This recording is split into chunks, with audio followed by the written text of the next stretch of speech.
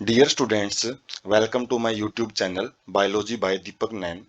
जो one shot series हमने start की है, जिसके अंदर हम एनसीईआरटी बायोलॉजी बुक से जो कंप्लीट चैप्टर हैं उनको एक सिंगल वीडियो लेक्चर में कंप्लीट करेंगे। और जिसकी वजह से वीडियो लेंथ लंबी जरूर रहेगी, लेकिन उसमें जो खास बात रहेगी कि सारा जो चैप्टर का कंटेंट है वो एक ही जगह आपको प्रोवाइड किया जाएगा। और साथ में हम केवल जो इम्पोर्टेंट लाइंस हैं, जो गोल्डन लाइंस हैं एनसीईआरटी की, जो एग्जाम पॉइंट ऑफ व्यू से इम्पोर्टेंट है, केवल उन्हीं को डिस्कस करेंगे।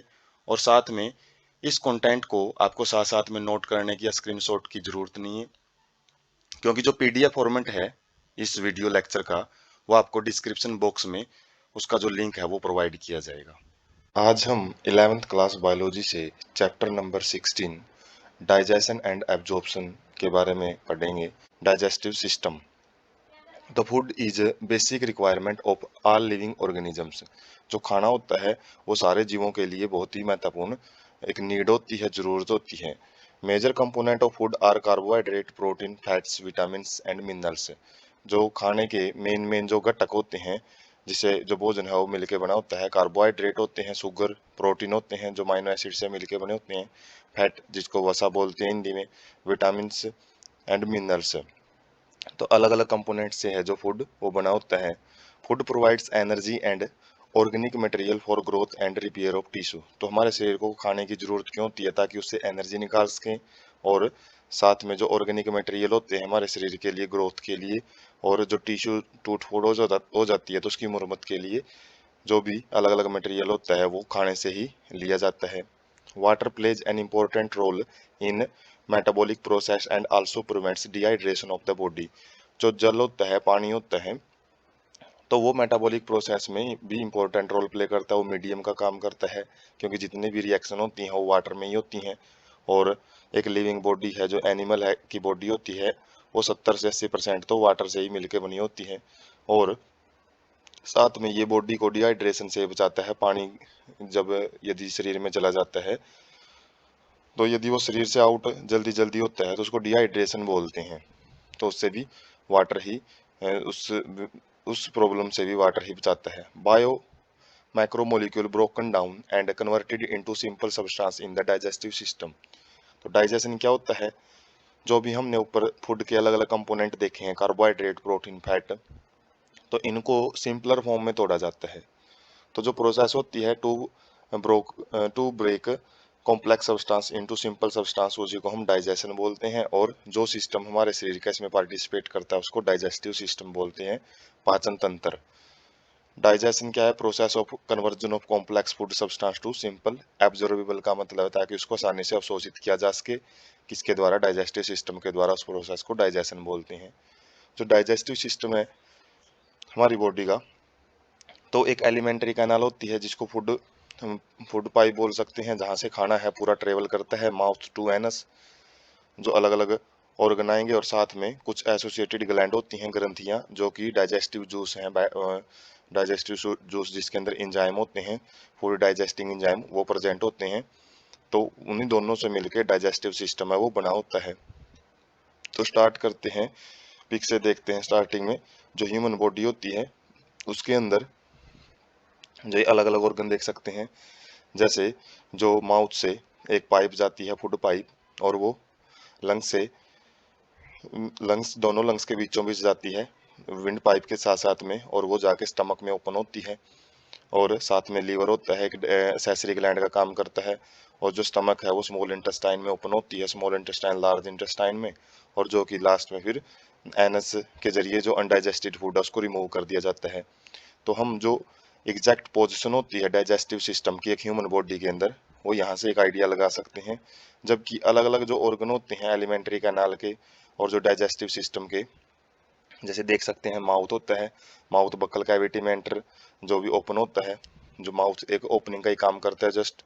उसके बाद सलाइवरी ग्लैंड्स होती हैं, ये भी सेसरी ग्लैंड होती हैं जो सलाइवा रिलीज करती हैं।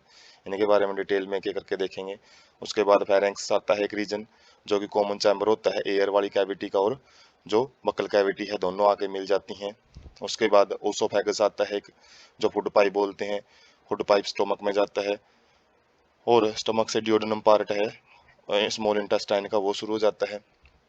और उसके बाद स्मॉल इंटेस्टाइन वो लार्ज इंटेस्टाइन में ओपन होती हैं। और अपेंडिक्स एक रीजन होता है जहाँ पे स्मॉल इंटेस्टाइन लार्ज इंटेस्टाइन में ओपन होती हैं।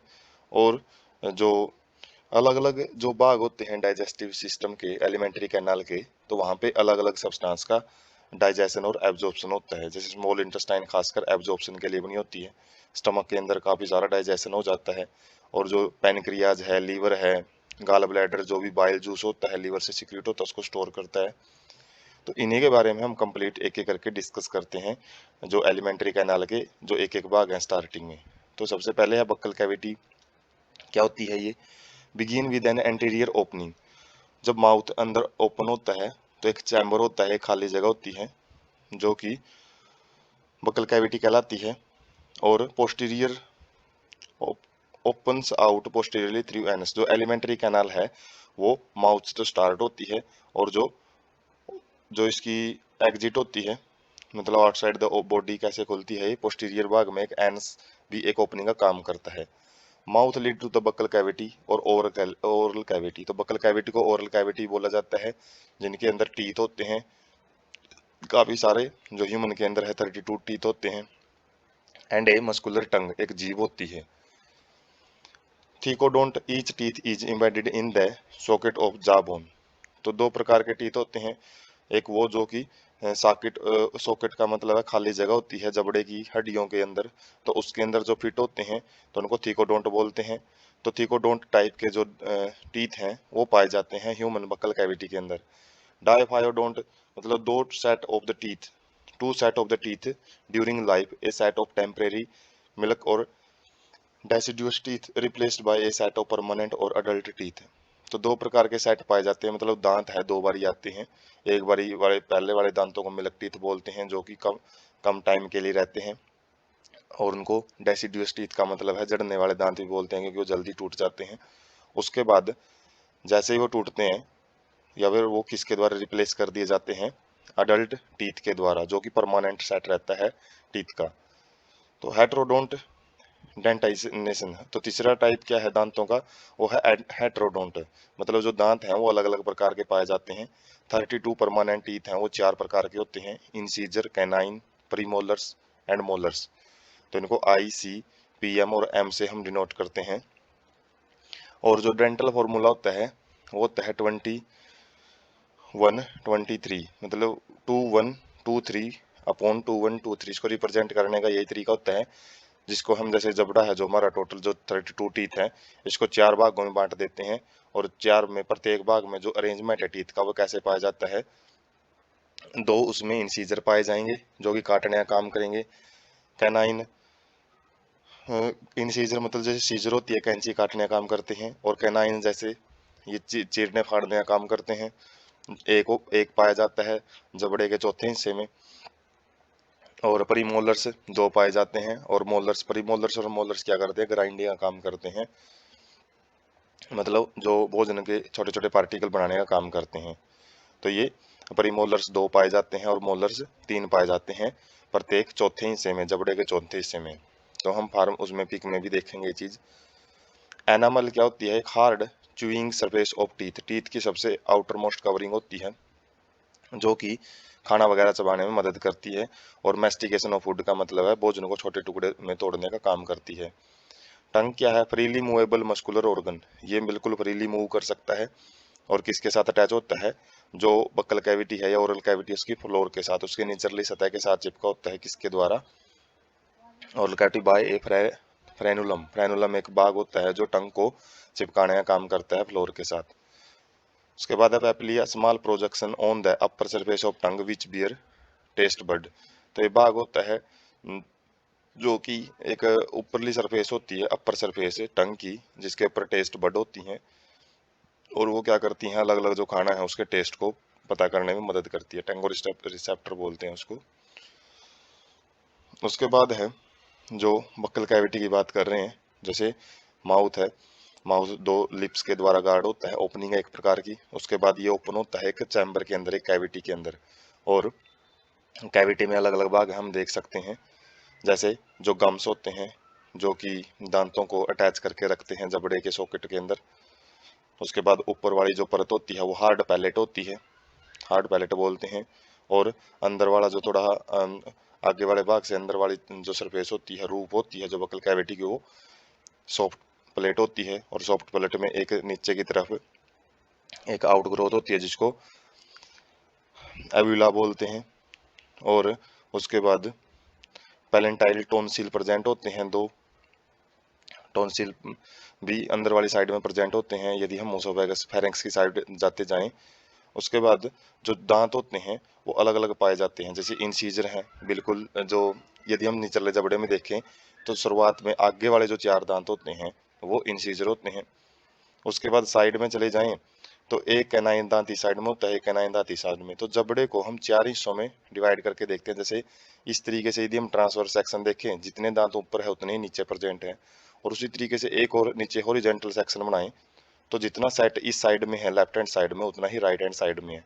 तो जो दांत का जो हमने फार्मूला देखा था वो चौथा हिस्सा बना रखा था। जैसे इस तरीके से कट करें और अप वाली साइड से कट करते हैं तो वहां से जो दांत है प्रत्येक चौथे हिस्से में 2 इंसीजर होते हैं, एक कैनाइन होता है, 2 प्रीमोलर होते हैं और 3 मोलर होते हैं। मोलर बिल्कुल पीछे वाले होते हैं, उससे आगे वाले 2 प्रीमोलर कहलाएंगे। उसके बाद कैनाइन और इंसीजर है जो अलग अलग टाइप के जो टीथ होते हैं प्रेजेंट। और एक मस्कुलर ऑर्गन होता है जो कि फ्लोर के साथ अटैच होता है और वो फ्रीली मूव कर सकता है। उसका काम क्या होता है, फूड के अंदर जो सलाइवा वगैरह उसको मिक्स करना।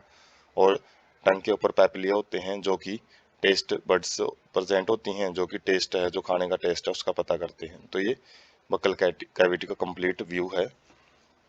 उसके बाद है नेक्स्ट जो पार्ट है एलिमेंट्री कैनाल के, फेरेंक्स, ओसोफेगस एंड स्टमक को हम इस स्लाइड में देखेंगे। जो फेरेंक्स है वो क्या है, oral cavity leads into a short common passage for food and air where the esophagus and trachea open। तो ये जो हमने ओरल कैविटी देखी है वो आगे जाके एक कॉमन पैसेज में जाके खुल जाती है जिसको फेरेंक्स बोलते हैं। ये कॉमन चैम्बर होता है जहाँ पे जो एयर कैविटी है, जो नेजल कैविटी है वो, और जो बकल कैविटी है वो जाके मिल जाती हैं। कॉमन चैम्बर हो जाता है ये एयर और फूड के लिए। और यहीं से फिर आगे जाके एक एक ओसोफेगस निकलती है, एक पाइप फूड की जिसको फूड पाइप बोलते हैं, और एक पाइप ट्रैकिया जो विंड पाइप है वो सेपरेट लंग्स में चली जाती है, ओसोफेगस स्टमक में चली जाती है। एक एपिग्लोटिस होता है, ये कार्टिलेजिनस फ्लैप, फ्लैप का मतलब एक ढक्कन जैसी स्ट्रक्चर होती है कार्टिलेज की बनी हुई, जो कि क्या करती है, फूड की एंट्री को रोकती है। किसके अंदर, ग्लोटिस। ग्लोटिस क्या होती है, ओपनिंग ऑफ विंड पाइप। जो ट्रैकिया होती है उसकी ओपनिंग को ग्लोटिस बोलते हैं। और ग्लोटिस के ऊपर एक फ्लैप लाइक स्ट्रक्चर प्रेजेंट होती है जो कि जब भी हम खाना खाते हैं, जब निकलते हैं तो वो क्या करती है, वो कवरिंग बना लेती है विंड पाइप के ऊपर, और जिससे जो खाना है वो विंड पाइप में नहीं जाता है, वो ओसोफेगस में चला जाता है। फिर ओसोफेगस क्या है, thin long tube which extend posteriorly passing through neck, thorax and diaphragm and lead to the stomach. तो एक पतली ट्यूब होती है ये जो कि पोस्टीरियरली, मतलब ये जो एलिमेंट्री कैनाल है एंटीरियर भाग से शुरू होके पीछे की तरफ जाती है पोस्टीरियर भाग की तरफ, और वो नेक से, गर्दन से, थोरैक्स का मतलब है जो चेस्ट वाला रीजन होता है उससे होती हुई, और डायफ्राम जो कि हम रेस्पिरेटरी सिस्टम में भी देखेंगे इसको, एक मेम्ब्रेन का काम करती है जो थोरैसिक कैविटी को एब्डोमेन कैविटी से अलग करती है, तो उससे होती हुई स्टमक के अंदर जाके मिल जाती है। गैस्ट्रोओसोफेजियल स्फिंक्टर, ये क्या होते हैं, ये कुछ स्पेशल टाइप की मसल्स होती हैं जो कि जो ओसोफेगस है उसके किनारे पे चिपकी होती, किनारे पे प्रेजेंट होती हैं, और जो कि opening of the oesophagus into the stomach, stomach में जो इसकी ओपनिंग है जाके, जो ये ट्यूब है जो स्टमक के अंदर जाके ओपन होती है उसके किनारे पे प्रेजेंट होती हैं। और यही मसल्स क्या करती हैं, खाने की एंट्री है वो स्टमक के अंदर भेजना है नहीं भेजना है, इन्हीं मसल्स के ऊपर कंट्रोल करता है। स्टमक क्या है, जे शेप्ड स्ट्रक्चर होती है, जे आकार की structure, like structure located in upper left portion of the abdominal cavity. Abdominal मतलब जो पेट जिसको बेली बोलते हैं, तो उसके ऊपर लेफ्ट हैंड साइड में प्रेजेंट होती है, फेफड़ों से नीचे प्रेजेंट होती है, लंग्स से।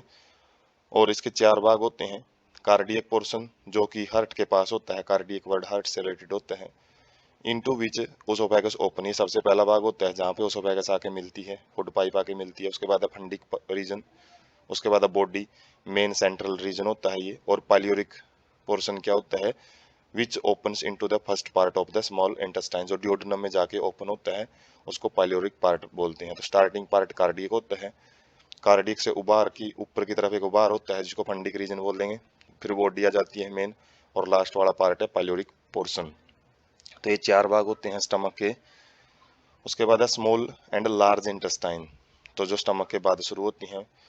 पाइलोरिक स्फिंक्टर, तो यहाँ पे भी स्फिंक्टर होते हैं पाइलोरिक रीजन में, जो कि जो स्टमक का पोर्शन है, जो कि स्टमक के अंदर का मटेरियल होता है, उसको जब स्मॉल इंटेस्टाइन में भेजना होता है तो ये स्फिंक्टर हैं, कॉन्ट्रैक्टाइल मसल के बने होते हैं, जो कि फिर ओपन हो जाते हैं डियोडेनम के अंदर जो खाना है उसको भेजने के लिए। Small intestine is distinguishable into 3 region, जो स्मॉल इंटेस्टाइन उसके 3 भाग होते हैं। एक सी शेप्ड स्ट्रक्चर होती है जिसको डियोडेनम बोलते हैं, एक long coiled middle portion of jejunum, coiled होता है काफी, एक दूसरे में लिपटा हुआ होता है, और हाईली कोल्ड इलियम, तो मिडल भाग को जेजनम बोलते हैं, और हाईली कोल्ड जो लास्ट भाग होता है उसको इलियम बोलते हैं, ileum. Ileum opens into a large intestine with the which consist of caecum colon and rectum, जो इलम भाग है वही लार्ज इंटेस्टाइन के साथ लिंक बनाता है। स्मॉल इंटेस्टाइन का भाग होता है जो इलम, जो लार्ज इंटेस्टाइन में जाके ओपन होता है, और लार्ज इंटेस्टाइन के आगे भाग होते हैं caecum colon and rectum.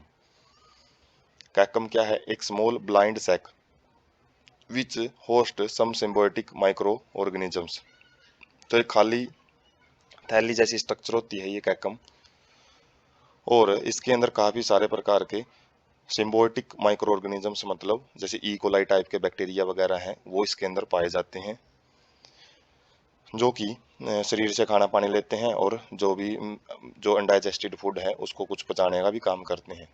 Vermiform appendix क्या है? एक narrow finger like tubular projection, एक फिंगर लाइक स्ट्रक्चर होती है ये, which is vestigial organ arise from caecum, caecum से निकली हुई होती है, जो कि एक वेस्टिजियल ऑर्गन है।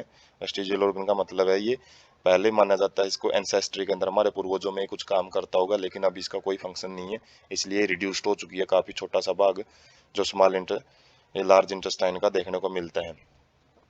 Caecum opens into colon which is divided into 4 parts, तो कैकम के बाद जो कोलोन रीजन हमने देखा है इसके 4 भाग होते हैं। एक असेंडिंग कोलोन होता है, एक ट्रांसवर्स होता है, एक डिसेंडिंग पार्ट होता है, एक सिग्मोइड कोलोन होता है। तो कोलोन के आगे भी 4 भाग होते हैं। Descending part open into rectum which open out through the anus, तो जो रेक्टम है वो लास्ट भाग होता है लार्ज इंटेस्टाइन का, और जो डिसेंडिंग पार्ट है कोलोन का वो रेक्टम में ओपन होता है, और रेक्टम ही फिर जो शरीर से बाहर की तरफ ओपन होता है, जो भी अनडाइजेस्टेड फूड को बाहर निकालता है शरीर से, तो वो एक ओपनिंग के जरिए बाहर निकालता है जिसको एनस बोलते हैं। तो वॉल ऑफ एलिमेंट्री कैनाल, जो हमारे डाइजेस्टिव ट्रैक है उसकी जो अलग अलग वाल होती हैं, मतलब जो वो ट्यूब लाइक एक स्ट्रक्चर है, तो वो किन किन वाल से मिलके बना होता है वो हम देखेंगे। Wall of alimentary canal from oesophagus to rectum possess 4 layer, 4 परतों का बना होता है ये जो दीवार होती है एलिमेंट्री कैनाल की। एक सिरोसा लेयर होती है जो आउटर मोस्ट लेयर होती है, जो ट्यूब है, जो फूड जो ओसोफेगस है, चाहे स्टमक है, चाहे स्मॉल इंटेस्टाइन है, चाहे लार्ज इंटेस्टाइन है, उसकी बिल्कुल बाहर वाली परत को सेरोसा बोलते हैं। और ये किसकी बनी होती है? Thin mesothelium with some connective tissue, तो मेसोथीलियम लेयर होती है जो इंटरनल ऑर्गन की एक परत का काम करती है, उसकी बनी होती है, और कुछ कनेक्टिव टिश्यू भी इसके अंदर प्रेजेंट होते हैं, जैसे कि जो हो सकता है ब्लड हो, कार्टिलेज हो, तो वो भी इसके अंदर पाया जाता है। मस्कुलरिस क्या है? जो आउटर मोस्ट लेयर है उससे जस्ट नीचे प्रेजेंट होती है स्मूथ मसल्स की, स्मूथ टाइप के मस्कुलर फाइबर पाए जाते हैं, जो कि अरेंज होते हैं किसके अंदर? इनर सर्कुलर और आउटर लॉन्गिट्यूडिनल लेयर, दो लेयर बनाते हैं। मस्कुलरिस जो लेयर है 2 लेयर में पाई जाती है, बाहर की तरफ वाली लेयर है वो लॉन्गिट्यूडिनल मसल्स होती हैं, जबकि इनर वाली लेयर है वो सर्कुलर मसल्स की बनी होती है, मस्कुलर फाइबर की बनी होती हैं। इनका काम कॉन्ट्रैक्शन वगैरह करने का होता है, ऊपर वाली लेयर का काम प्रोटेक्शन का होता है, ये कॉन्ट्रैक्ट करती हैं तो एक पेरिस्टलेसिस मूवमेंट है वो देखने को मिलती है पूरी जो एलिमेंट्री कैनल है उसमें, जिसमें खाने को आगे की आगे धकेला जाता है। सब म्यूकोसा क्या होती है? Formed of loose connective tissue containing nerves, blood, lymph vessels and glands, तो जो ये तीसरे नंबर पे लेयर आती है इसको सब म्यूकोसा लेयर बोलते हैं। इसके अंदर नर्व्स भी पाई जाती हैं जो कि ब्रेन से सिग्नल वगैरह लेके आती हैं, ब्लड भी पाया जाता है इसके अंदर जो कि जो पचे हुए खाने को एब्जॉर्ब भी करता है, और लिम्फ वेसल्स भी इन्हीं का काम भी यही होता है, जो एब्जॉर्प्शन का। और ग्लैंड्स, ग्रंथियां, जो अलग अलग डाइजेस्टिव ग्लैंड्स हमने देखी हैं, कुछ डाइजेस्टिव ग्लैंड वाल के अंदर भी पाई जाती हैं, जैसे स्टमक के अंदर, स्मॉल इंटेस्टाइन के अंदर, तो वो इसी लेयर में प्रेजेंट होती हैं। म्यूकोसा क्या है? Inner most layer lining lumen of the alimentary canal which forms. तो म्यूकोसा है जो सबसे अंदर वाली लेयर होती है, जिसके पास अलग अलग टाइप की स्ट्रक्चर पाई जाती है। जैसे जो रूजे है वो क्या होते हैं? Irregular fold in stomach layer. Stomach layer के अंदर कुछ फोल्डिंग ही प्रेजेंट होती हैं, जो लेयर है अंदर वाली साइड से, जो इरेगुलर फोल्डिंग बनाता है उसको रूजे बोलते हैं। विलाई क्या होती है? फिंगर लाइक स्ट्रक्चर होती हैं, ये भी म्यूकोसा की ही एक मॉडिफिकेशन होती है, जो स्मॉल इंटेस्टाइन में खाने को एब्जॉर्ब करने के लिए बनी होती हैं।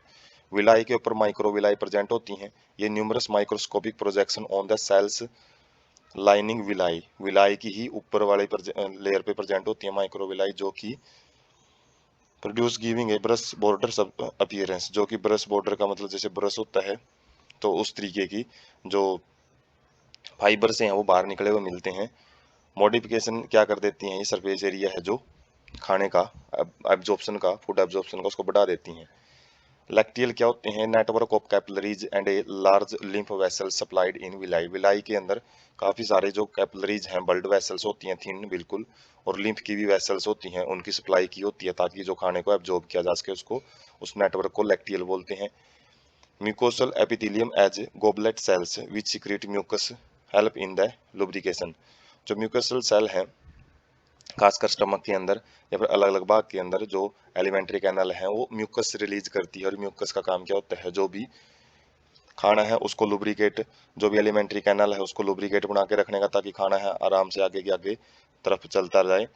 और साथ में जो म्यूकोसा है स्टमक के अंदर, उसके अंदर गैस्ट्रिक ग्लैंड भी होती हैं। और गैस्ट्रिक ग्लैंड ये म्यूकोसा जो चिपचिपा पदार्थ है वो रिलीज करती है, जो कि जो HCl वगैरह स्टमक रिलीज करती है उससे बचा के भी रखती है इनर वाल को। क्रिप्ट ऑफ लाइबर कोहन क्या होते हैं? Crypt in which in between the basis of villi in the small intestine. Small intestine या लार्ज इंटेस्टाइन में विलाई होती हैं, जो उनके बीच वाली स्ट्रक्चर है। एक विलाई एक जगह से शुरू होती है, फिंगर, दूसरी फिंगर लाइक स्ट्रक्चर के बीच में जो खाली जगह होती है उसको क्रिप्ट ऑफ लेबर कोहन बोलते हैं। डायग्राम से समझने की कोशिश करेंगे। जैसे कि ये एलिमेंट्री ट्यूब है, और एलिमेंट्री ट्यूब को हम देख सकते हैं जो कहीं ना कहीं ये बॉडी वाल के साथ कनेक्ट होती है, तो ये वो लेयर है।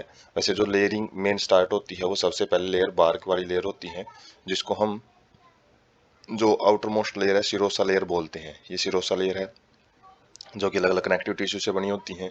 उसके बाद मस्कुलर लेयर होती है इसके जस्ट नीचे, और वो देख सकते हैं दो टाइप के मस्कुलर टिश्यू पाए जाते हैं। एक लॉन्गिट्यूडनल सर्कुलर मसल्स हैं अंदर वाली साइड, और बाहर वाली साइड लॉन्गिट्यूडनल मसल्स होती हैं। उसके बाद इस लेयर के नीचे आती हैं सबम्यूकोसा लेयर, और सबम्यूकोसा लेयर के अंदर अलग अलग प्रकार की जो ग्लैंड्स हैं वो भी पाई जाती हैं। और उसके बाद है म्यूकोसा लेयर। म्यूकोसा बिल्कुल इनर मोस्ट लेयर होती हैं, और ग्लैंड्स हैं ये म्यूकोसा में भी पाई जाती हैं, इनर मोस्ट लेयर में भी, और ये सबम्यूकोसल लेयर के अंदर भी पाई जाती हैं, जो अलग अलग ग्लैंड्स हैं। और जो इनर मोस्ट लेयर होती है उसके अंदर काफी सारे प्रकार के मॉडिफिकेशन है, वो हम नेक्स्ट स्लाइड में देखेंगे। इसमें जैसे लिम्फेटिक टिश्यू होता है, ल्यूमन। ल्यूमन क्या होती है? जो इंटरनल, जो इसके अंदर कैविटी होती है जिसमें से खाना ट्रेवल करता है एक जगह से दूसरी जगह, उसको ल्यूमन बोला जाता है। और हम अलग अलग जो कनेक्शन है वो देख सकते हैं, जैसे सबम्यूकोसा के अंदर पाए जाते हैं, जैसे ब्लड वेसल्स हैं, लिम्फेटिक वेसल्स हैं जो येलो कलर में दिखाई दे रही हैं। और उसके बाद ये यहाँ पे जो ब्लड वेसल्स में एक वीन है, एक आर्टरीज है, तो जो खाना जितना भी एब्जॉर्ब किया जाएगा वो इन्हीं के द्वारा बॉडी, डिफरेंट बॉडी पार्ट्स में लेके जाया जाता है। और जो म्यूकोसा है, म्यूकोसा की एक एपिथेलियम लेयर होती है, एक लैमाइना प्रोबिया होता है, और मस्कुलर्स इन म्यूकोसा। म्यूकोसा में साथ में मस्कुलर्स लेयर है वो भी प्रेजेंट होती हैं। तो मेन हम 4 लेयर याद रख सकते हैं: serosa, muscularis, submucosa and mucosa. और जो म्यूकोसा की कुछ मॉडिफिकेशंस हैं वो यहाँ से देखेंगे हम। जैसे कि जो वीन वगैरह ट्री, ये डायग्राम हम वहाँ पे देख चुके हैं कंप्लीट। और उसके बाद जो इनर वाली लेयर है उसके अंदर जो स्मॉल फिंगर लाइक स्ट्रक्चर पाई जाती हैं उनको विलाई बोलते हैं। और विलाई के ऊपर भी कुछ एक्स्ट्रा स्ट्रक्चर प्रेजेंट होती हैं जिनको माइक्रोविलाई बोला जाता है। उसके बाद जो 2 माइक्रोविलाई के बीच में कुछ खाली जगह प्रेजेंट होती हैं जिसको क्रिप्ट ऑफ लैम्ब्रोकुनैन बोलते हैं। जैसे यहाँ पे ये वाला जो पोर्शन है वो क्रिप्ट ऑफ लैम्ब्रोकुनैन बोला जाता है। और जो इनर मोस्ट म्यूकोसल लेयर होती है उसके अंदर अलग अलग टाइप की जो नर्व्स वगैरह हैं, ब्लड वेसल्स वगैरह हैं, वो उनका एक जाल पाया जाता है। एक यदि हम माइक्रोविलाई को कंप्लीट यहाँ पे डायग्राम को देखें तो इसके अंदर जो एक नेटवर्क पाया जाता है ब्लड वेसल का और लिम्फेटिक वेसल का, उसको हम लैक्टियल बोलते हैं। और इसके ऊपर जो एक लेयर होती है सेल्स की, वो सिंगल लेयर एपिथेलियम होती है। और इसके अंदर काफी सारे बैरियर्स नहीं होते। इसमें क्या होता है, जो खाना वगैरह एब्जॉर्ब किया जाता है वो डायरेक्ट इसी लेयर के द्वारा, सिंपल कोलुमिनार एपिथेलियम की लेयर के द्वारा वो एब्जॉर्ब किया जाता है। तो जो इनर मोस्ट लेयर होती है ट्यूब की, तो वो यहाँ पे समझने वाली बात क्या है, एक सिंगल लेयर सेल पाई जाएगी ताकि खाने को आसानी से एब्जॉर्ब किया जा सके। डाइजेस्टिव ग्लैंड्स हैं वो देखते हैं जो कि अलग अलग इंजाइम सिक्रीट करती हैं। इंजाइम क्या करते हैं, खाने को जल्दी पचाने में रोल प्ले करते हैं। यदि इंजाइम ना हो बॉडी के अंदर, जो खाना है बहुत लंबे टाइम में पचता है। और डाइजेस्टिव जो इंजाइम है वो डाइजेस्टिव ग्लैंड्स के द्वारा ही सिक्रीट किए जाते हैं। और इंजाइम्स को हम डाइजेशन में पढ़ेंगे, जो अलग अलग जो जैसे कार्बोहाइड्रेट, प्रोटीन, फैट, उनको तोड़ने का काम करते हैं। तो डाइजेस्टिव ग्लैंड में सबसे पहली ग्लैंड है सैलिवरी ग्लैंड्स, जो लार ग्रंथि बोलते हैं। तो ये 4 पेयर्स में पाई जाती हैं। कहाँ पे प्रेजेंट होती हैं, outside buccal cavity secrete saliva juice, salivary juice को छोड़ती हैं ये, और बक्कल कैविटी में बाहर की तरफ प्रेजेंट होती हैं। 4 ग्लैंड कौन सी हैं, पैरोटिड जो कि चिक के अंदर पाई जाती है, जो गाल होता है गाल गाल के अंदर पाई जाती हैं। सब मैक्सिलरी, सब मैंडिबुलर, ये मैक्सिलरी और मैंडिबुलर जबड़े होते हैं, तो जबड़े के अंदर पाई जाती हैं ये लोअर जा और अपर जा होता है, जो मैक्सिलरी और मैंडिबुलर रीजन में। सबलिंगुअल का मतलब है ये टंग के नीचे पाई जाती हैं। और ट्यूबुलर ट्यूबोरियल ग्लैंड ये सबसे ज्यादा नई खोजी गई ग्लैंड होती हैं। पहले 3 ही पेयर माने जाते थे, चौथा पेयर ये नया खोजा गया है। अब वो टोरस ट्यूबुलरिस सेक्शन ऑफ नेजोफेरेंक्स होता है, मतलब फेरेंक्स का वो पोर्शन जो कि नेजल कैविटी बनाता है, तो उसके सेक्शन में पाई जाती हैं ये। तो 4 पेयर में पाई जाती हैं और इनका काम क्या होता है, सलाइवा सिक्रीट करने का। तो हम इनके लोकेशन देख सकते हैं। पैरोटिड ग्लैंड्स हैं, वो कहाँ पे पाई जाती हैं, चीक जो गाल होती हैं उसमें फैले होती हैं। उसके बाद सब मैक्सिलरी सब मैंडिबुलर ग्लैंड है, लोअर जो मैंडिबुलर है वो लोअर जबड़े में पाई जाती हैं। और सब मैंगिबुल ये जो मैक्सिलरी है वो अपर जबड़े में पाई जाती है। सबलिंगुअल जो टंग के नीचे पाई जाती है, जो टंग है टंग के नीचे प्रेजेंट होती है ये। और जो नाजोफेरेंक्स रीजन होता है उसके अंदर ट्यूबोरियल ग्लैंड पाई जाती हैं और इनका काम है सलाइवा सिक्रीट करने का, जो हम डाइजेशन में पढ़ेंगे, जो सेकंड पार्ट में डिस्कस किया जाएगा। पेनक्रियाज है उसके बाद सेकंड जो डाइजेस्टिव ग्लैंड है। तो ये क्या है, कंपाउंड एक्जोक्राइन और एंडोक्राइन दोनों काम करती है ये साथ में। तो एंजाइम सिक्रीट करती है और साथ में जो हार्मोन है वो सिक्रीट करती है। और इलोंगेटेड ऑर्गन होता है, लंबाई में लेंथ वाइज प्रेजेंट होता है। जैसे ये येलो कलर का जो हम रीजन देखते हैं, जो डिओडिनम सी शेप्ड स्ट्रक्चर होती है उसके अंदर ही 10 हवा भाग होता है और इसके अलग अलग भाग होते हैं। टेल रीजन होता है, बॉडी होती है, नेक होता है और एक हेड होता है। तो इस तरीके की जो स्ट्रक्चर इलोंगेटेड स्ट्रक्चर है, और ये मिक्जोक्राइन ग्लैंड कहलाती है, कंपाउंड ग्लैंड भी इसी को बोलते हैं। Situated between the limbs of C, जो लिम्ब होते हैं सी डिओडिनम के, सी शेप डिओडिनम के, उसके बीच में पाई जाती है। Exocrine portion secrete an alkaline pancreatic juice containing enzyme. तो एक्जोक्राइन जो एंजाइम सिक्रीट करने वाला भाग है वो एल्कलाइन का मतलब है बेसिक नेचर होती है उसकी, पेनक्रियाटिक जूस सिक्रीट करता है जिसमें काफी सारे एंजाइम पाए जाते हैं। एंडोक्राइन पोर्शन है वो हार्मोन, इंसुलिन हार्मोन और ग्लूकागोन हार्मोन सिक्रीट करते हैं, जो कि ब्लड के अंदर शुगर लेवल है उसको कंट्रोल करके रखते हैं। हम लीवर के बारे में डिस्कस करते हैं। लीवर की हम जो पिक है वो देख सकते हैं और लीवर में अलग अलग भाग पाए जाते हैं। तो लीवर के बारे में कंप्लीट देखेंगे। ये सबसे लार्जेस्ट ग्लैंड होती है, ह्यूमन बॉडी की सबसे बड़ी ग्रंथि है। इसका जो वेट है अडल्ट ह्यूमन में वो 1.2 से लेके 1.5 किलोग्राम तक हो सकता है। सिचुएटेड इन एब्डोमिनल कैविटी, तो ये बेली रीजन में प्रेजेंट होती है, पेट में प्रेजेंट होती है, जस्ट बिलो डायफ्राम, डायफ्राम के जस्ट नीचे होती है राइट हैंड साइड में। लेफ्ट हैंड साइड में तो डायफ्राम के नीचे स्टमक होती है, उसके राइट हैंड साइड में प्रेजेंट होती है जो लीवर है वो। और इसके 2 लोब होते हैं, hepatic lobes, structural and functional unit of liver containing hepatic cells in the form of cord. तो ये क्या होते हैं, हिपैटिक लोब्यूल, मतलब अलग अलग जो 2 लोब होते हैं उनको हिपैटिक लोब्यूल बोला जाता है।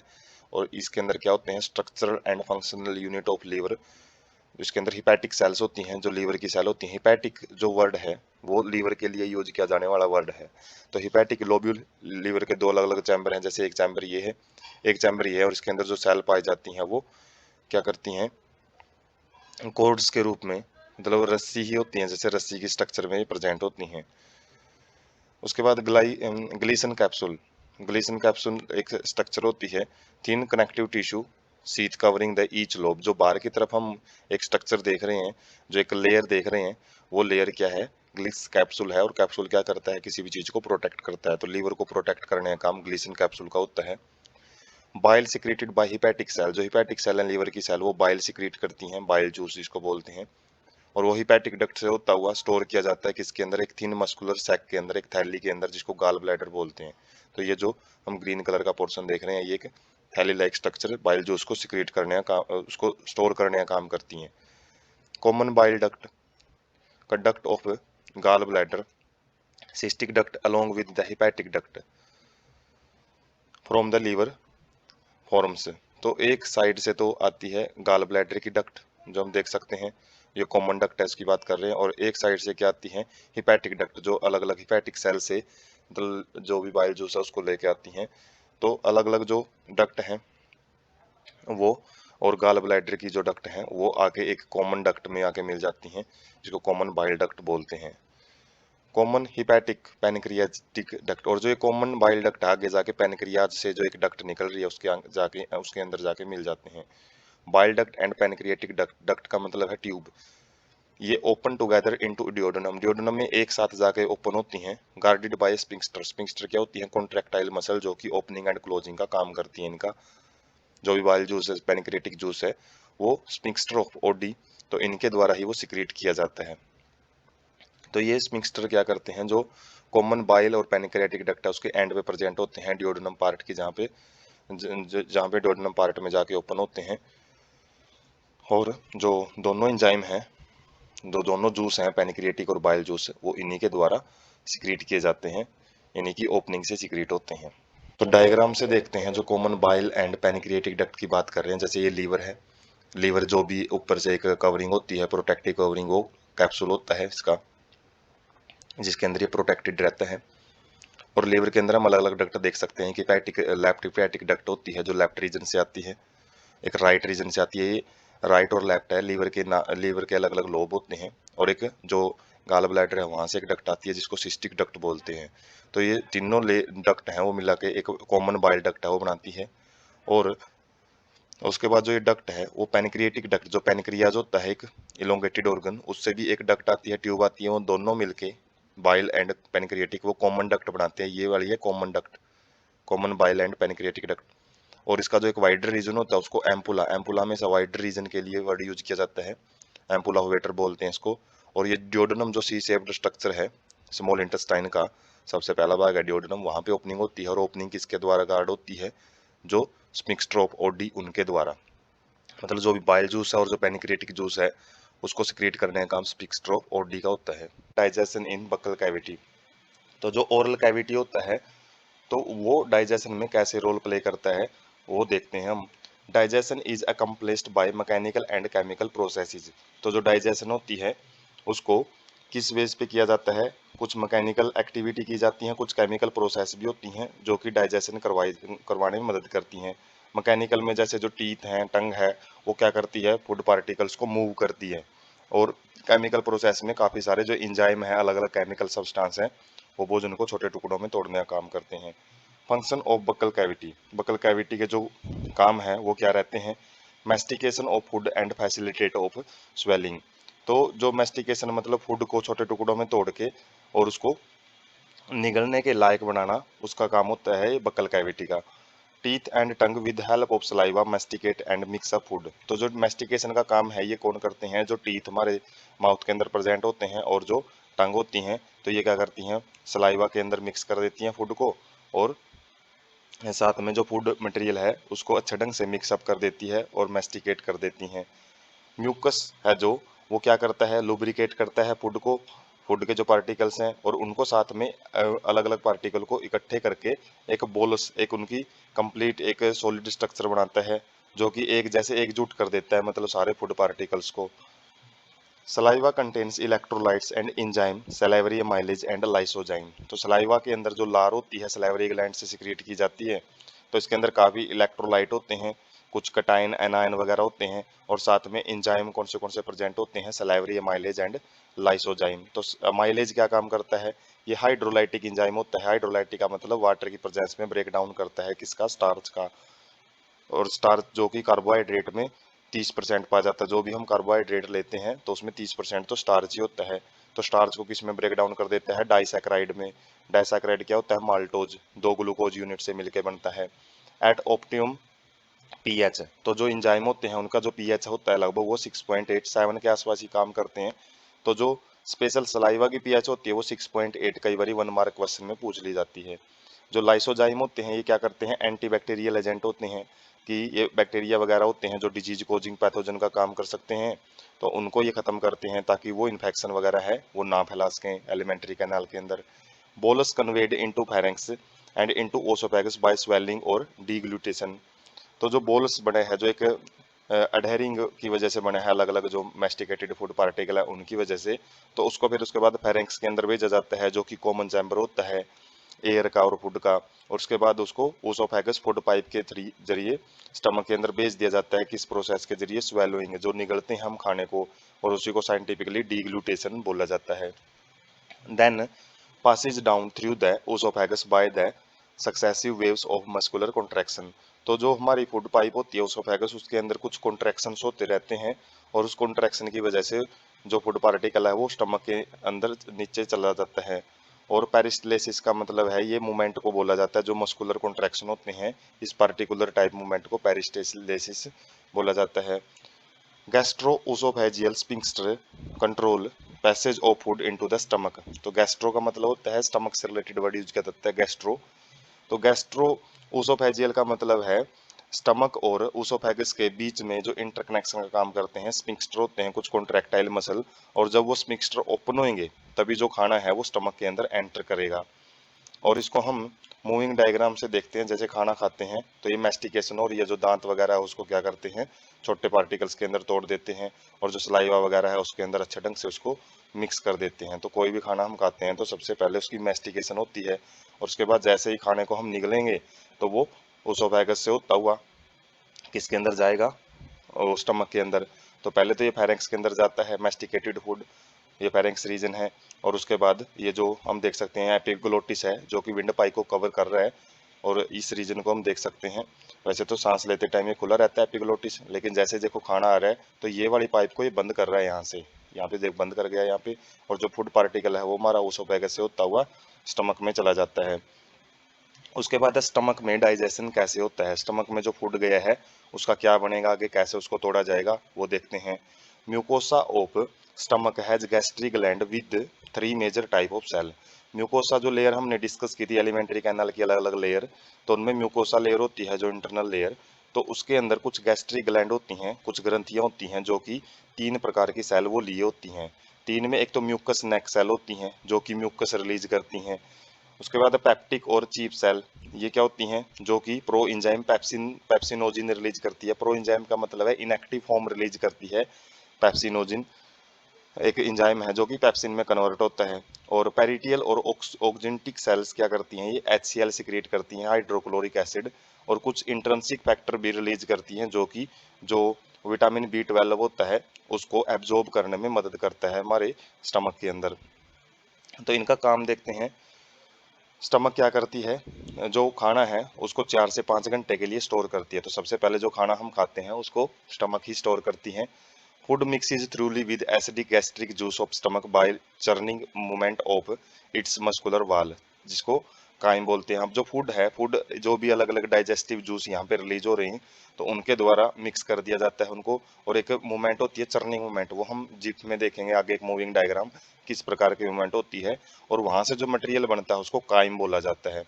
Pro enzyme pepsinogen get converted into the active enzyme pepsin in the hydrochloric acid. तो जो HCl होता है ये क्या काम करता है, पेप्सिनोजिन को इसकी एक्टिव फॉर्म में कन्वर्ट कर देता है, और जिसकी वजह से जो ये एक्टिव फॉर्म है फिर ये प्रोटीन को डाइजेस्ट करने में मदद करती है। तो पेप्सिन है ना वो प्रोटीन को डाइजेस्ट करता है। Pepsin convert protein into proteoses and peptones peptide, मतलब जैसे हमने देखा था जो प्रोटीन अमाइनो एसिड का मिलकर बनता है, दो अमाइनो एसिड होते हैं तो डाईपेप्टाइड, तो अलग अलग जब अमाइनो एसिड ऐड होते रहते हैं तो पॉलीपेप्टाइड बनाते हैं। तो प्रोटीन को छोटी यूनिट्स में प्रोटियोजीज या फिर पेप्टोन में तोड़ने का काम पेप्सिन का होता है। तो यहाँ पे प्रोटीन का ब्रेकडाउन स्टार्ट हो चुका है। इससे पहले हमने बकल कैविटी में जो कार्बोहाइड्रेट है उनका जो ब्रेकडाउन है वो देखा था। म्यूकस एंड बाइकार्बोनेट, जो म्यूकस रिलीज होता है तो वो क्या करते हैं, lubrication and protection of mucosal epithelium from the excoriation excoriation by the highly concentrated hydrochloric acid. तो जो हाइड्रोक्लोरिक एसिड है बहुत ही स्ट्रॉन्ग एसिड होता है, और जब ये स्टमक में रिलीज किया जाता है तो इससे जो अंदर की वाल होती है स्टमक की, उसको बचाने का काम म्यूकोसा इसका म्यूकस लेयर का होता है। और जो बाइकार्बोनेट वगैरह आयन होते हैं ये भी क्या करते हैं, जो लुब्रिकेशन का काम करते हैं, जो फूड होता है उसको लुब्रिकेट करेंगे, और इनका मतलब मेन काम डाइजेशन में ही रहता है। और जो HCl है, HCl का काम क्या होता है, ये एसिडिक कंडीशन प्रोवाइड करता है। जो पीएच है देख सकते हैं कितनी कम पीएच है, 1.8, बहुत ही कम पीएच होती है ये, इसका मतलब बहुत स्ट्रॉन्ग एसिड रिलीज किया जाता है। और ये क्या करता है, साथ में तो कुछ बैक्टीरिया वगैरह होते हैं फूड में, उनको खत्म करने के लिए सिक्रेट किया जाता है, और साथ में जो पेप्सिन एंजाइम है उसकी एक्टिवेशन में मदद करता है। एक रेनिन भी सिक्रेट होता है। रेनिन क्या है, proteolytic enzyme found in infant, जो नवजात बच्चे होते हैं और उनके अंदर जो नवजात बच्चे क्या करते हैं, ज़्यादातर मिल्क प्रोटीन मिल्क ही पीते हैं, जो मदर मिल्क होते हैं, और मदर मिल्क में जो प्रोटीन होते हैं तो उसको डाइजेस्ट करने का काम रेनिन का होता है। तो रेनिन ज़्यादातर नवजात बच्चों में सिक्रीट होता है, बड़े जब अडल्ट हो जाते हैं तो रेनिन की कोई सिक्रीशन नहीं होती है। Small amount of lipase are also secreted by gastric glands, तो लाइपेज हम डिस्कस करेंगे क्या करता है, फैट को डाइजेशन में मदद करता है। तो कुछ मात्रा लाइपेज की भी गैस्ट्रिक ग्लैंड्स के द्वारा सिक्रीट की जाती है। तो हम देखेंगे, हम जो मूविंग डायग्राम है उसमें देख सकते हैं, जैसे स्टमक के अंदर खाना आया है तो उसको जो HCl वगैरह है, अलग अलग जो इंजाइम है वो क्या करते हैं, उसको और छोटे टुकड़ों में तोड़ने का काम करते हैं। तो HCl भरा रहता है, डाइजेस्टिव जूस जो हमारी स्टमक है वो भरी रहती है हर टाइम, जो अलग अलग इंजाइम से। तो जैसे ही खाना आता है इसको पचाने का काम शुरू हो जाता है। और उसके बाद जो ये चर्निंग मूवमेंट बात कर रहे थे, तो इसमें क्या है, स्टमक अपनी जो शेप वगैरह है और उसके वो चेंज करती रहती है, जिससे कि खाना है वो अच्छे ढंग से, जो डाइजेस्टिव जूस वगैरह हैं वो अच्छे ढंग से इसके अंदर मिक्स हो जाते हैं। और ये भी टर्निंग मोमेंट ही है जिसके अंदर जो स्टमक अपनी शेप चेंज करती है, ताकि जो खाना है जितना ज़्यादा हो सके जल्दी से जल्दी उसको इंजाइम्स के साथ मिक्स किया जा सके। तो ये दोनों टर्निंग मोमेंट के ही क्या हैं, पिक हैं। उसके बाद है digestion by liver and pancreas, जो ये ग्लैंड हमने डिस्कस की थी। लीवर जो सबसे बड़ी ग्रंथि होती है, और पेनक्रियाज जो कि डिओडनम पार्ट के जो सी शेप्ड के लिम्ब है उनके अंदर पाई जाती है। तो इनके काम क्या होते हैं, ये कौन से हार्मोन्स जो इंजाइम्स है वो सिक्रिएट करती हैं। Various type of movement in small intestine mix up of bile and pancreatic and intestinal juice with the food। अब जब स्टमक के अंदर जो जितना भी डाइजेशन है वो जाता है तो काइम जो बनता है स्टमक के अंदर उसको डिओडनम पार्ट के जरिए स्मॉल इंटेस्टाइन में लेके आया जाता है। और स्मॉल इंटेस्टाइन में डिओडनम ही एक ऐसा पार्ट है जो कि जो लीवर और पेनक्रियाज की जो सिक्रीशन है उसको कॉमन बाइल और पैनक्रियाटिक डक्ट के द्वारा रिसीव करता है। हमने देखा था फर्स्ट पार्ट में, एक कॉमन बाइल और पैनक्रियाटिक डक्ट है, जो भी बाइल जूस और पैनक्रियाटिक जूस है वो डिओडनम पार्ट में आएगा। और साथ में इंटेस्टाइन छोटी आंत होती है, वो भी कुछ ना कुछ सब्सटेंस है वो सिक्रीट करती हैं। Pancreatic and bile are released through the hepatopancreatic duct. Hepato मतलब लीवर और पैनक्रियाटिक मतलब पैनक्रियाज, तो जो कॉमन डक्ट है वो हिपैटोपैनक्रियाटिक डक्ट कहलाती हैं। और पैनक्रियाटिक जूस के अंदर क्या प्रेजेंट होता है, कंटेन इनएक्टिव एंजाइम, कुछ एंजाइम इसके अंदर प्रेजेंट होते हैं जो इनएक्टिव फॉर्म में पाए जाते हैं, जैसे ट्रिप्सिनोजिन है, काइमोट्रिप्सिनोजिन है, प्रोकार्बो कार्बोक्सीपेप्टाइडेज है, अमाइलेज है, लाइपेज है और न्यूक्लियेजिज हैं। तो ये एंजाइम पैनक्रियाटिक जूस में पाए जाते हैं। जो ट्रिप्सिनोजिन है वो क्या है, activated by an enzyme enterokinase. Enterokinase क्या होते हैं, जो इंटेस्टाइनल म्यूकस के द्वारा रिलीज किए जाते हैं उनको, उन एंजाइम को एंटेरोकाइनेज बोलते हैं। तो जो ट्रिप्सिनोजिन एक एंजाइम ये दूसरे एंजाइम से एक्टिवेटेड होता है, और वो क्या करता है फिर एक्टिवली इसकी फॉर्म होती है ट्रिप्सिन, और जो क्या करेगा, activate other enzyme in the pancreatic juice. तो ये खुद किसके द्वारा, एंटेरोकाइनेज के द्वारा एक्टिवेट होता है, और आगे जाके दूसरे पैनक्रियाटिक एंजाइम्स हैं उनको ये एक्टिव कर देता है।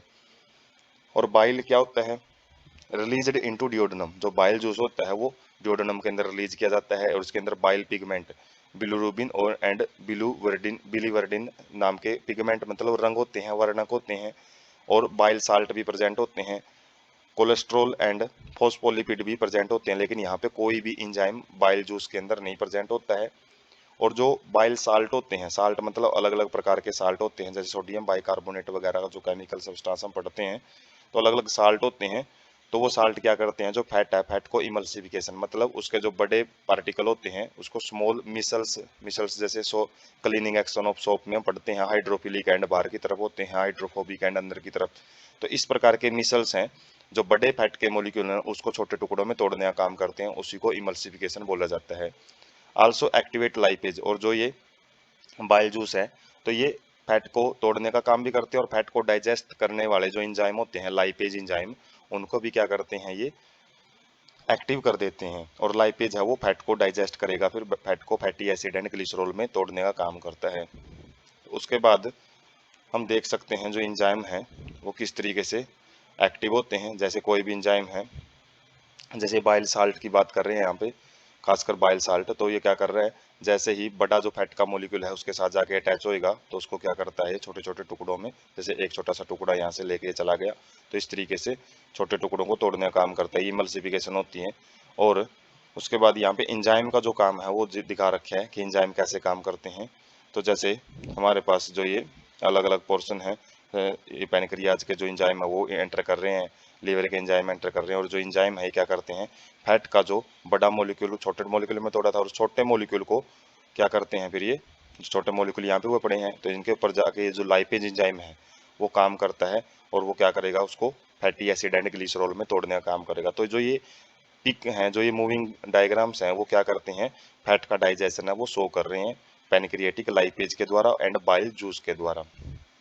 उसके बाद है डाइजेशन इन स्मॉल इंटेस्टाइन, छोटी आंत में डाइजेशन कैसे होता है।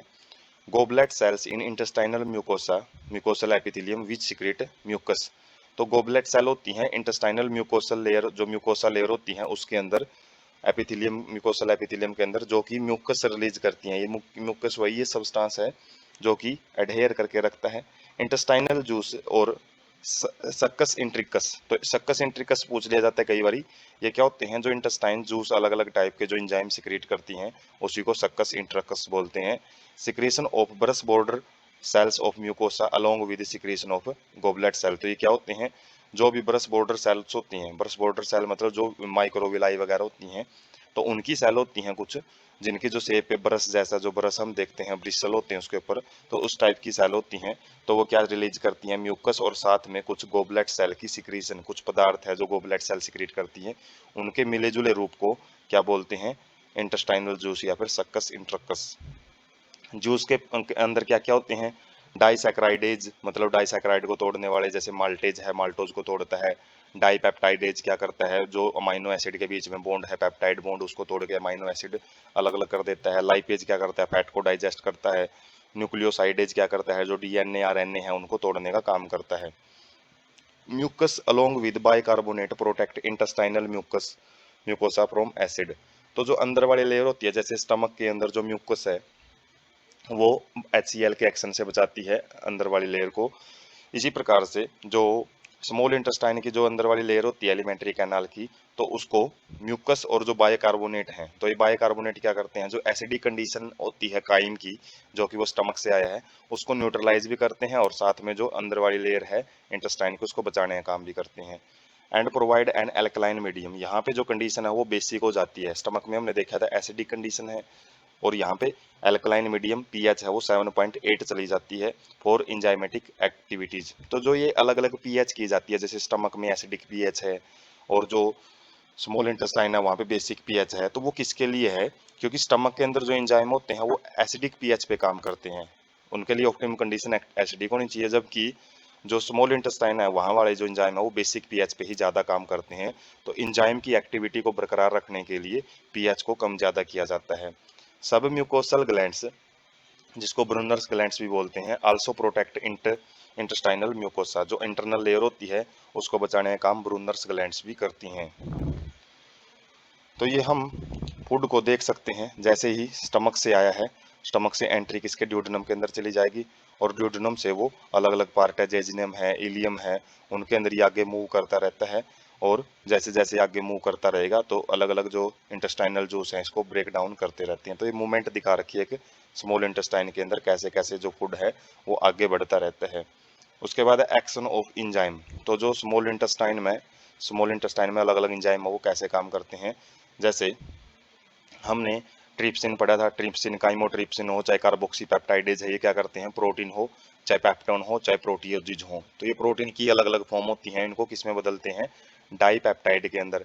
उसके बाद carbohydrate in the chyme are hydrolysed by the pancreatic amylase into disaccharide. तो जो कार्बोहाइड्रेट है, जैसे कार्बोहाइड्रेट में स्टार्च है, जो स्टार्च को जैसे अमाइलेज सलाइवरी अमाइलेज तोड़ता है, इसी प्रकार से पैनक्रिएटिक अमाइलेज का भी काम उसको हाइड्रोलाइज करना होता है, डाइसैकेराइड में बदल देता है। जैसे जो पॉलीसैकेराइड है, स्टार्च है, उसको किस में बदल रहा है, अमाइलेज डाइसैकेराइड के अंदर। जो फैट है, फैट को लाइपेज के द्वारा तोड़ा जाता है, और लाइपेज के साथ साथ जो बाइल है, बाइल जूस है, वो भी काम करता है, किसके अंदर तोड़ा जाता है, डाइग्लिसराइड में, मतलब 2 यूनिट होती हैं, 2 ग्लिसराइड होते हैं, और उसके बाद डाइग्लिसराइड को मोनोग्लिसराइड में कन्वर्ट कर दिया जाता है। और जो न्यूक्लियेजिज हमने देखे हैं, nucleases in the pancreatic juice act on the nucleic acid. जो न्यूक्लिक एसिड होती है, डीएनए आरएनए, उनको न्यूक्लियेजिज काम करके पहले तो न्यूक्लियोटाइड में बदलते हैं, उसके बाद न्यूक्लियोसाइड में बदलते हैं। न्यूक्लियोटाइड क्या होता है, जिसमें नाइट्रोजीनियस बेस, शुगर और फॉस्फेट तीनों चीजें प्रेजेंट हो, और जब फॉस्फेट को हटा देते हैं, जो शुगर और नाइट्रोजीनियस बेस बच जाता है, उसको क्या बोलते हैं, न्यूक्लियोसाइड। तो इसमें हम देख सकते हैं जो बड़ी खाने के बड़े बड़े पार्टिकल्स हैं, बड़ी बड़ी फॉर्म है, उसको छोटी फॉर्म में बदला जा रहा है, किसके द्वारा, अलग अलग एंजाइम की एक्शन के द्वारा। उसके बाद एक्शन ऑफ एंजाइम में देखते हैं, जो ये डाईपेप्टाइड ऊपर बने हैं उनको डाईपेप्टाइडेज एक एंजाइम का नाम है, जो कि अमाइनो एसिड में बदल देता है। माल्टेज क्या करता है, माल्टोज को तोड़ता है, जो स्टार्च से बना था, ग्लूकोज ग्लूकोज में बदल देता है, ये दोनों ग्लूकोज यूनिट से मिलकर बनता है। लैक्टेज क्या करता है, लैक्टोज को तोड़ता है, किसमें, लैक्टो ग्लूकोज में और लैक्टोज में। सुक्रोज को तोड़ने वाला एंजाइम होता है सुक्रेज। तो नाम में एज लगा रखा है बस पीछे, जिस भी चीज को ये तोड़ रहे हैं तो नाम को हम इजिली याद रख सकते हैं। और जो सुक्रोज है उसको ग्लूकोज और फ्रक्टोज में तोड़ता है। और न्यूक्लियोटाइड को तोड़ने के लिए न्यूक्लियोटाइडेज होता है, जो उसको न्यूक्लियोसाइड में तोड़ेगा पहले तो, और न्यूक्लियोसाइडेज क्या करेगा, फिर उसको शुगर में और बेसिज के अंदर तोड़ देता है, जो नाइट्रोजीनियस बेस होते हैं। तो जो ये न्यूक्लियोसाइड है, इसमें क्या रिलीज होता है साथ में, फॉस्फेट, क्योंकि न्यूक्लियोसाइड और फॉस्फेट के जुड़ने से न्यूक्लियोटाइड बनते हैं, और न्यूक्लियोटाइड जब इकट्ठे हो जाते हैं तो न्यूक्लिक एसिड बनाते हैं, डीएनए आरएनए। तो देख सकते हैं हम डीएनए आरएनए, जो जब हम कोई भी चीज खाते हैं तो सेल तो होती है उसमें, और वो सेल के अंदर जो न्यूक्लिक एसिड वगैरह उनको भी तोड़ा जाता है शुगर और बेसिज के अंदर। और इन शुगर वगैरह जो भी ये चीजें तोड़ी हैं, इनको फिर शरीर या तो इनको एनर्जी प्रोडक्शन के लिए यूज करता है। जो हमने रेस्पिरेशन में देखा था, ग्लूकोज वगैरह वो ग्लाइकोलाइसिस के द्वारा तोड़ा जाएगा, एटीपी बनाए जाएंगे, या फिर इनसे जो भी अलग अलग बायोसिंथेटिक फेज में इनको भेजना है, किसी भी चीज को बनाना है, जैसे हमारे शरीर में यदि सुक्रोज की जरूरत है, लैक्टोज की जरूरत है, तो इन्हीं से वो बड़ी यूनिट है ग्लाइकोजन है, जैसे ग्लूकोज से बनाई जाती है, तो उनको बनाया जा सकता है। इसी तरीके से डाई एंड मोनोग्लिसराइड होते हैं, लाइपेज उसके ऊपर काम करके किसमें बदल देता है, फैटी एसिड में और ग्लिसरॉल में। तो एंजाइम इस तरीके से काम करते हैं। उसके बाद है डाइजेशन इन लार्ज इंटेस्टाइन। जो बड़ी आंत है उसमें क्या कुछ डाइजेशन होता है वो देखेंगे। तो no significant digestive activity occur in large intestine. बड़ी आंत में कोई ऐसी कोई डाइजेस्टिव एक्टिविटी नहीं होती कि वहां पे भोजन को पचाने के लिए कुछ काम किया जाएगा। तो फिर भी लार्ज इंटेस्टाइन के कुछ काम होते हैं। सबसे पहले तो क्या, ये water minerals and certain drugs, कुछ दवाइयां हैं, कुछ खनिज लवण है, उनको एब्जॉर्ब करने का काम करता है वाटर के साथ में। Secretion of mucus which help in adhering the waste undigested particle together. साथ में ये म्यूकस भी रिलीज करता है, चिपचिपा पदार्थ, जो क्या करता है, जो अनडाइजेस्टेड फूड है उसको इकट्ठा करता है एक जगह पे, उनको जोड़ने का काम करता है। और साथ में lubricating it for an easy passage. और इसको क्या कर देता है, स्लाइम चिकना कर देता है, ताकि ये जो एनस के जरिए बाहर इजिली रिमूव किया जा सके, इसको आगे इजिली पैसेज किया जा सके। Undigested and unabsorbed substance called faeces enter into the caecum. मतलब जो भी खाना नहीं पचा है, या फिर जो खाना एब्जॉर्ब नहीं हुआ है स्मॉल इंटेस्टाइन के द्वारा या फिर लार्ज इंटेस्टाइन के द्वारा, उसको बाहर निकाल दिया जाता है, और उसको क्या बोलते हैं, फेसिज बोलते हैं, एक्सक्रीटा वगैरह बोलते हैं। और उसको पहले तो कैकम में लेगा जाएगा। कैकम क्या है, ये जो लार्ज इंटेस्टाइन का ही पार्ट है। और उसके बाद ileo caecal valve, ileo ileum caecal valve क्या होता है, prevents back flow of faecal matter. मतलब फिकल मैटर को आगे के आगे भेजा जाता है। और जो ये वाल्व क्या होते हैं, सिंगल डायरेक्शन के अंदर ही मॉलिक्यूल्स का जो एक मूवमेंट है उसको करवाने में मदद करते हैं। इलियम और कैकल का मतलब है ये इलियम पार्ट में, और कैकम में ये ऐसे वालों पाए जाते हैं जो फिकल मैटर है उसको आगे के आगे भेजते रहते हैं, पीछे नहीं आने देते। रेक्टम क्या करता है, कुछ टाइम के लिए जो अनडाइजेस्टेड फूड वगैरह है उसको स्टोर करके रखता है, टेम्परेली स्टोर करेगा इन टिल डीप फैसिकेशन। डीफैसिकेशन का मतलब है जब तक उसको शरीर से रिमूव नहीं किया जाता तब तक स्टोर करके रखता है रेक्टम। तो ये जो डाइजेशन है वो लार्ज इंटेस्टाइन के अंदर देखने को मिलता है। और हम यहाँ पे देख सकते हैं जैसे स्मॉल इंटेस्टाइन में जो फूड आया है वो लार्ज इंटेस्टाइन के अलग अलग भाग में जाता है, और यहाँ पे वाटर वगैरह है, जैसे इलियोकैकल वाल्व है, ये स्मॉल इंटेस्टाइन और लार्ज इंटेस्टाइन के बीच में रहता है, और खाना वो आगे की तरफ बढ़ता रहता है। इसमें वाटर है, विटामिन हैं, म्यूकस वगैरह सिक्रीट करते हैं। तो अलग अलग काम होता है इस कोलोन पार्ट का। ये असेंडिंग कोलोन है, ये ट्रांसवर्स कोलोन है ऊपर, और ये डिसेंडिंग कोलोन होता है। और साथ में जो लास्ट में फिर कहाँ पे भेज दिया जाता है, रेक्टम के अंदर। रेक्टम में स्टोर किया जाएगा खाना, उसके बाद इसको बाहर निकाल दिया जाता है। तो लार्ज इंटेस्टाइन में मेनली वाटर वगैरह है उसी का ये एब्जॉर्प्शन होता है। कुछ विटामिन वगैरह है उनकी मैन्युफैक्चरिंग होती है। म्यूकोसा क्या करता है, इसको चिपकाने का काम करता है। तो यही काम है केवल जो लार्ज इंटेस्टाइन में किए जाते हैं रेगुलेशन ऑफ डाइजेशन से। Activity of gastro intestinal tract. Gastro का मतलब है स्टमक, इंटेस्टाइन का मतलब है, इंटेस्टाइनल का मतलब है इंटेस्टाइन। तो दोनों आ जाती हैं, लार्ज हो चाहे स्मॉल इंटेस्टाइन हो। तो इनके अंदर जो भी खाना होता है उसको उनकी एक्टिविटी कंट्रोल करने का काम होता है neural and hormonal control. Neural का मतलब है जो हमारा ब्रेन है, स्पाइनल कोर्ड है, वो काम करती है, और साथ में कुछ हार्मोन भी यहाँ पे अपना रोल है वो प्ले करते हैं। साइट, स्मेल और presence of food in oral cavity can stimulate the secretion of saliva. जैसे यदि हम किसी खाने को देखते हैं या फिर जो खाने की महक आती है एक, और हमारे जैसे ही माउथ के अंदर खाने को एंटर किया जाता है तो सलाइवा है वो रिलीज होनी स्टार्ट हो जाती है।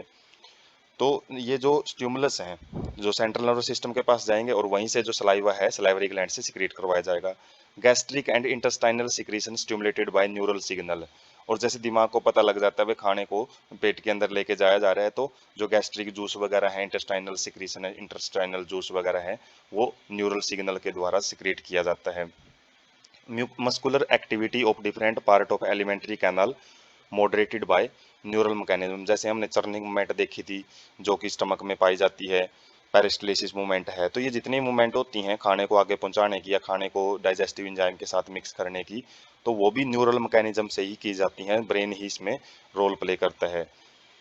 Hormonal control carried out by local hormone produced by gastric and intestinal mucosa. तो इंटेस्टाइनल म्यूकोसा और गैस्ट्रिक एसिड ये केवल एंजाइम ही रिलीज करते हैं, ये कुछ हार्मोन भी रिलीज करते हैं। और एंजाइम और हार्मोन के एक्शन में ये फर्क होता है, जो हार्मोन है वो अलग अलग टारगेट ऑर्गन में जाके काम करते हैं, जबकि एंजाइम है वो खाने को पचाने में या फिर किसी मेटाबॉलिक रिएक्शन में ही पार्टिसिपेट करते हैं। जबकि हार्मोन किसी काम को करवाने के लिए भेजे जाते हैं, केमिकल मैसेंजर होते हैं। जैसे एक सेल से दूसरी सेल से कोई काम है, कोई काम करवाना है, तो उस केस में हार्मोन वगैरह है वो सिक्रीट किए जाते हैं। और वहाँ पे लोकल हार्मोन, लोकल का मतलब है किसी दूसरी जगह से हार्मोन को नहीं लेके आया जाता। जो स्टमक की जो वाल है, जो इंटेस्टाइन की वाल है, वही इन हार्मोन को रिलीज करती हैं, और ये हार्मोन जब एक्शन करते हैं तो अलग अलग एंजाइम हैं वो सिक्रीट होते हैं। उसके बाद है calorific value of protein, carbohydrate and fat. वो देखेंगे कितनी कितनी कैलोरीफिक वैल्यू होती है। तो सबसे पहले तो कैलोरीफिक वैल्यू देखते हैं क्या होता है। Energy requirement expressed in term of measure of heat energy because heat is ultimate form of all energy. तो जितनी भी एनर्जी निकलती है खाने से, तो वो किस फॉर्म में एक्सप्रेस की जाती है, हीट एनर्जी की फॉर्म में। क्योंकि जो हीट एनर्जी ही सारी जितनी भी एनर्जी की अलग अलग फॉर्म होती है उसका अल्टीमेट फॉर्म होता है, उसका एक मेन प्रकार हीट एनर्जी होता है। Measure to as calorie, CAL और जूल। तो हीट है, हीट को हम थर्मोडायनेमिक्स में पढ़ते हैं, कैलोरी या फिर जूल में मापा जाता है। Amount of heat energy required to raise the temperature of 1 gram of a water by 1 degree Celsius. तो उसको क्या बोला जाता है, 1 जूल या फिर 1 कैलोरी उसको बोला जाता है। वैसे थोड़ा सा चेंज होता है इसमें। तो जो स्पेसिफिक हीट होती है, स्पेसिफिक हीट वो क्या होती है कि वो अमाउंट ऑफ हीट एनर्जी जो किसी भी हम वाटर को 1 ग्राम वाटर को सप्लाई करते हैं ताकि उसका जो टेम्परेचर है 1 डिग्री सेल्सियस चला जाए, उसको स्पेसिफिक हीट बोला जाता है। साइकोलॉजिस्ट नहीं physiologist commonly use kilo calorie, KCAL और किलो जूल। तो जो फिजियोलॉजिस्ट होते हैं, जो न्यूट्रिशनलिस्ट होते हैं, जो कि न्यूट्रिशन वगैरह की जानकारी रखते हैं, तो वो ज़्यादातर जो ज़्यादा बड़ी फॉर्म यूज करते हैं, जैसे किलो कैलोरी वगैरह है या फिर किलो जूल वगैरह है। तो 1 किलो कैलोरी क्या होती है? Amount of energy required to raise temperature of 1 kilogram of water. 1 kilogram water का जो टेम्परेचर 1 डिग्री सेल्सियस बढ़ाने के लिए कितनी अमाउंट की एनर्जी पड़ेगी, उसको हम 1 किलो कैलोरी बोलते हैं।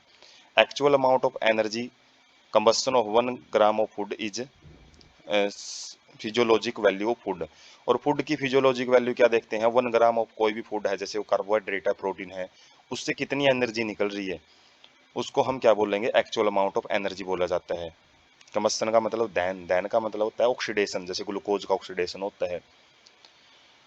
और physiologic values of carbohydrate, proteins and fat, तो अलग अलग वैल्यू होती हैं। जैसे जो कार्बोहाइड्रेट की वैल्यू है वो क्या है? KCl, मतलब किलो कैलोरी कितनी है? 4 किलो कैलोरी है।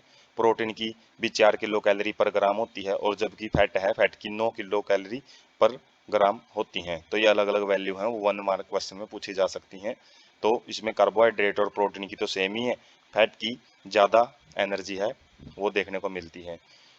Nutritionist traditional traditionally refer to kilo calorie as calorie और जूल ऑलवेज कैपिटलाइज्ड। तो यहाँ पे जो कैलोरी है हम देख सकते हैं, जो किलो कैलोरी को जब वो कैलोरी के अंदर रिप्रेजेंट किया जाता है तो सी को कैपिटलाइज किया जाता है, जबकि यहाँ पे जो हम कैलोरी एक यूनिट पढ़ी थी उसमें सी छोटा है। तो किलो कैलोरी को केवल कैलोरी के अंदर ही लिखा जाता है, लेकिन उसका सी कैपिटलाइज कर दिया जाता है। तो ये डिफरेंशिएट पूछ लिया जाता है कई बार एक नंबर में कि कैलोरी में और कैलोरी में फर्क क्या है। तो यहाँ से एक फर्क ये है कि एक जो बड़े सी वाला, जो कैपिटलाइज्ड सी वाला कैलोरी है, उसके अंदर छोटे सी वाले जो कैलोरी हैं वो 1000 होते हैं। तो 1 किलो कैलोरी को जो कैलोरी बोला जाता है जिसमें जो सी है वो कैपिटलाइज हो जाता है। या फिर जूल है, वो वर्ड यूज किए जाते हैं और वो उसमें कैपिटलाइज्ड वर्ड रख जाते हैं। जैसे amount of heat liberated from complete combustion of 1 gram of food in bomb calorimetry, एक closed metallic chamber filled with O2। तो बॉम्ब कैलोरीमेट्री ये जो +1 क्लास है उसके अंदर भी थर्मोडायनेमिक्स में आता है, जिसके अंदर जो स्पेसिफिक हीट वगैरह होती है, जो चेंज इन हीट, उसको निकालने के लिए यूज किया जाता है बॉम्ब कैलोरीमीटर को। तो किसी भी जो हीट कैपेसिटी है या फिर हीट कितनी है, उसके अंदर हीट कितनी लिबरेट हो रही है 1 ग्राम ऑफ फूड से, तो बॉम्ब कैलोरीमीटर में चेक किया जाता है। एंड इट्स ग्रोस कैलोरीफिक और gross value, gross energy value, और जो भी वहाँ पे वैल्यू आएगी वो उसकी टोटल वैल्यू शो करती है। ग्रोस का मतलब है कुल जो एनर्जी निकलती है कंबस्शन से, वो वहाँ पे शो कर दी जाती है। और जो ग्रोस कैलोरीफिक वैल्यू है, जैसे कार्बोहाइड्रेट, प्रोटीन एंड फैट की, वो कितनी है? 4.1 किलो कैलोरी पर ग्राम। या और जो प्रोटीन है, तो बॉम्ब कैलोरीमेट्री में जब हम निकालते हैं तो ये अलग अलग वैल्यू जो शो की जा रही है, थोड़ा सा फर्क है किससे? ऊपर वाली वैल्यू से। क्योंकि जो बायोलॉजिकल सिस्टम के अंदर है थोड़ा बहुत चेंज आ जाता है, वहाँ पे सारी चीज़ें आइडियली काम नहीं करती हैं, अलग अलग फैक्टर काम करते हैं। लेकिन बॉम्ब कैलोरीमेट्री में क्या है? जो फूड है उसको कम्प्लीटली डाइजेस्ट किया जाता है, कम्प्लीटली उसको कंबस्शन प्रोसेस में गुजारा जाता है, जिससे थोड़ी सी वैल्यू है वो ज़्यादा मिलती हैं। क्योंकि यहाँ पे आइडियल कंडीशन है, यहाँ पे रियल कंडीशन है, और रियल कंडीशन में बहुत सारे फैक्टर काम कर देते हैं, जिसकी वजह से वैल्यू पूरी पूरी कभी नहीं आती, थोड़ी सी तो कम आएगी आएगी। तो यहाँ पे जो कार्बोहाइड्रेट है उसकी 4.1 है, प्रोटीन की 5.65 है, थोड़ी सी ज़्यादा आ गई है, और जो फैट है उसकी भी 9 से कितनी है? 9.45 आ जाती है। तो ये ग्रोस कैलोरीफिक वैल्यूज होती हैं, जिसके अंदर 1 ग्राम ऑफ फूड को जलाने से, कंबस्शन करने से कितनी एनर्जी निकलती है, किसके अंदर? बॉम्ब कैलोरीमेट्री के अंदर। उसके बाद है summary of absorption in different part of digestive system. तो हम जो एब्जॉर्प्शन है अलग अलग भाग में कहाँ कहाँ पे होते हैं, तो उसकी समरी देखते हैं एक टेबल से। जैसे माउथ है, माउथ के अंदर वैसे तो डाइजेशन शुरू हो जाता है किसका? कार्बोहाइड्रेट का, लेकिन वहाँ पे कुछ ड्रग्स, कुछ दवाइयाँ होती हैं, जैसे ही वो म्यूकोसा जो लेयर होती है माउथ की जो सबसे पहले वाली लेयर होती है उसके टच में आती है, तो बहुत सारी जो ड्रग्स हैं वो माउथ के द्वारा भी एब्जॉर्ब कर ली जाती हैं। कहाँ पे? लोअर साइड ऑफ टंग, जो जीभ है, कुछ टेबलेट ऐसी होती हैं जो जीभ के नीचे रख दी जाती हैं, और वो वहीं से ही एब्जॉर्ब हो जाती हैं। उनका जो काम है वो पेट में जाने से पहले ही, जैसे एक तो टेबलेट हमने खाई, वो पेट में गई, उसके बाद इंटेस्टाइन में एब्जॉर्ब हुई, फिर वो ब्लड में पहुंची, फिर वहाँ जहाँ पे उसने काम करना है वहाँ पे पहुंचेगी। एक ये है कि जो माउथ के अंदर जो हमारी जो, जैसे ही टंग के नीचे उस टेबलेट को रखेंगे तो वो क्या है? सीधी टंग के जरिए ही ब्लड वेसल्स में चली जाएंगी और वो एकदम से किसी भी ऑर्गन के पास चली जाती हैं। तो टंग के अंदर क्या होती हैं, ब्लड कैपिलरीज होती हैं, किसके अंदर, उनकी दीवारों के अंदर, लाइनिंग के अंदर, जिससे वो जो भी टेबलेट वगैरह ड्रग्स वगैरह हैं वो एकदम से एब्जॉर्ब कर ली जाती है। तो माउथ में कुछ ड्रग्स ही एब्जॉर्ब की जाती हैं। स्टमक में एब्जॉर्प्शन होता है वाटर का, वाटर हम देखेंगे लार्ज इंटेस्टाइन में भी एब्जॉर्ब होता है, जबकि स्टमक के अंदर भी वाटर एब्जॉर्ब किया जाता है। कुछ सिंपल शुगर हैं उनको भी, जैसे ग्लूकोज वगैरह होती हैं, इनको भी एब्जॉर्ब कर लिया जाता है। अल्कोहल का भी जो एब्जॉर्प्शन है वो स्टमक के अंदर ही हो जाता है। और एब्जॉर्प्शन के बाद कहाँ पे जाएगा खाना, जो अलग अलग भागों में ब्लड लेके जाता है। तो ब्लड के अंदर जाने की प्रोसेस ही होती है एब्जॉर्प्शन। स्मॉल इंटेस्टाइन में ज्यादातर एब्जॉर्प्शन स्मॉल इंटेस्टाइन में ही होता है। Principal organ for the absorption of nutrients, जो ज्यादातर न्यूट्रिएंट्स हैं उनका ज्यादातर जो ऑब्जॉर्प्शन है, उनका अवशोषण है वो स्मॉल इंटेस्टाइन में होता है। डाइजेशन इज कंप्लीटेड हेयर, यहीं पे आके ही जितना भी डाइजेशन, पाचन है, मतलब बड़े बड़े मॉलिक्यूल्स को छोटे मॉलिक्यूल में तोड़ने की प्रोसेस है, वो यहीं पे आके कंप्लीट होगी। And the final product of digestion such as glucose, fructose, fatty acid, glycerol and amino acid are absorbed through the mucosa। जो इंटरनल लेयर होती है बिल्कुल, उसके अंदर ब्लड स्ट्रीमिंग एंड लिम्फ वगैरह, जो लैक्टियल हमने देखा था, उन नेटवर्क टाइप में प्रेजेंट होती है, जो ब्लड स्ट्रीमिंग वगैरह, ब्लड वेसल्स, उनमें जो ये अलग अलग डाइजेस्टेड प्रोडक्ट हैं जैसे ग्लूकोज, फ्रक्टोज, इनको एकदम से क्या कर लिया जाता है, एब्जॉर्ब करके, और जहाँ पे भी जरूरत है जिस भी सेल टिश्यू में उनके पास इसको ब्लड के द्वारा पहुंचा दिया जाता है। उसके बाद है लार्ज इंटेस्टाइन में, जब हमने देखा था जो ज्यादातर पानी एब्जॉर्ब होता है, कुछ मिनरल्स हैं, कुछ ड्रग्स वगैरह हैं, कुछ दवाइयाँ हैं, वो भी लार्ज इंटेस्टाइन में एब्जॉर्ब हो जाती हैं। उसके बाद है एब्जॉर्प्शन ऑफ डाइजेस्टेड प्रोडक्ट, इसका एक ओवरव्यू देखते हैं, वैसे समरी हमने देख ली है। Process by which and product of digestion pass through the intestinal mucosa into the blood और लिम्फ। तो ये वो प्रोसेस होती है जिसके द्वारा जो डाइजेस्टेड फूड है स्मॉल इंटेस्टाइन, लार्ज इंटेस्टाइन में, या फिर एलिमेंट्री कैनाल के किसी भी भाग में हो सकता है, जो हमने पिछले उसमें टेबल में देखा है, तो ये किसके अंदर चला जाएगा, जो ब्लड वेसल्स और लिम्फ है उनके अंदर चला जाता है।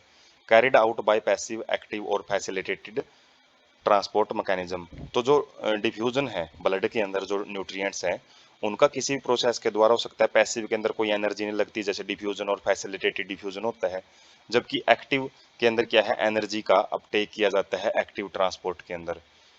और फैसिलिटेटेड ट्रांसपोर्ट वही है जिसके अंदर कुछ प्रोटीन वगैरह हैं जो चैनल या फिर कैरियर का काम करते हैं प्लाज्मा मेम्ब्रेन के थ्रू, उनके द्वारा एब्जॉर्ब किया जाता है जो डाइजेस्टेड फूड है। Take place in different part of alimentary canal like mouth, stomach, small intestine and large intestine. ये हमने टेबल में देख ही लिया है कि अलग अलग भाग में जो एब्जॉर्प्शन है वो अलग अलग चीजों का होता है।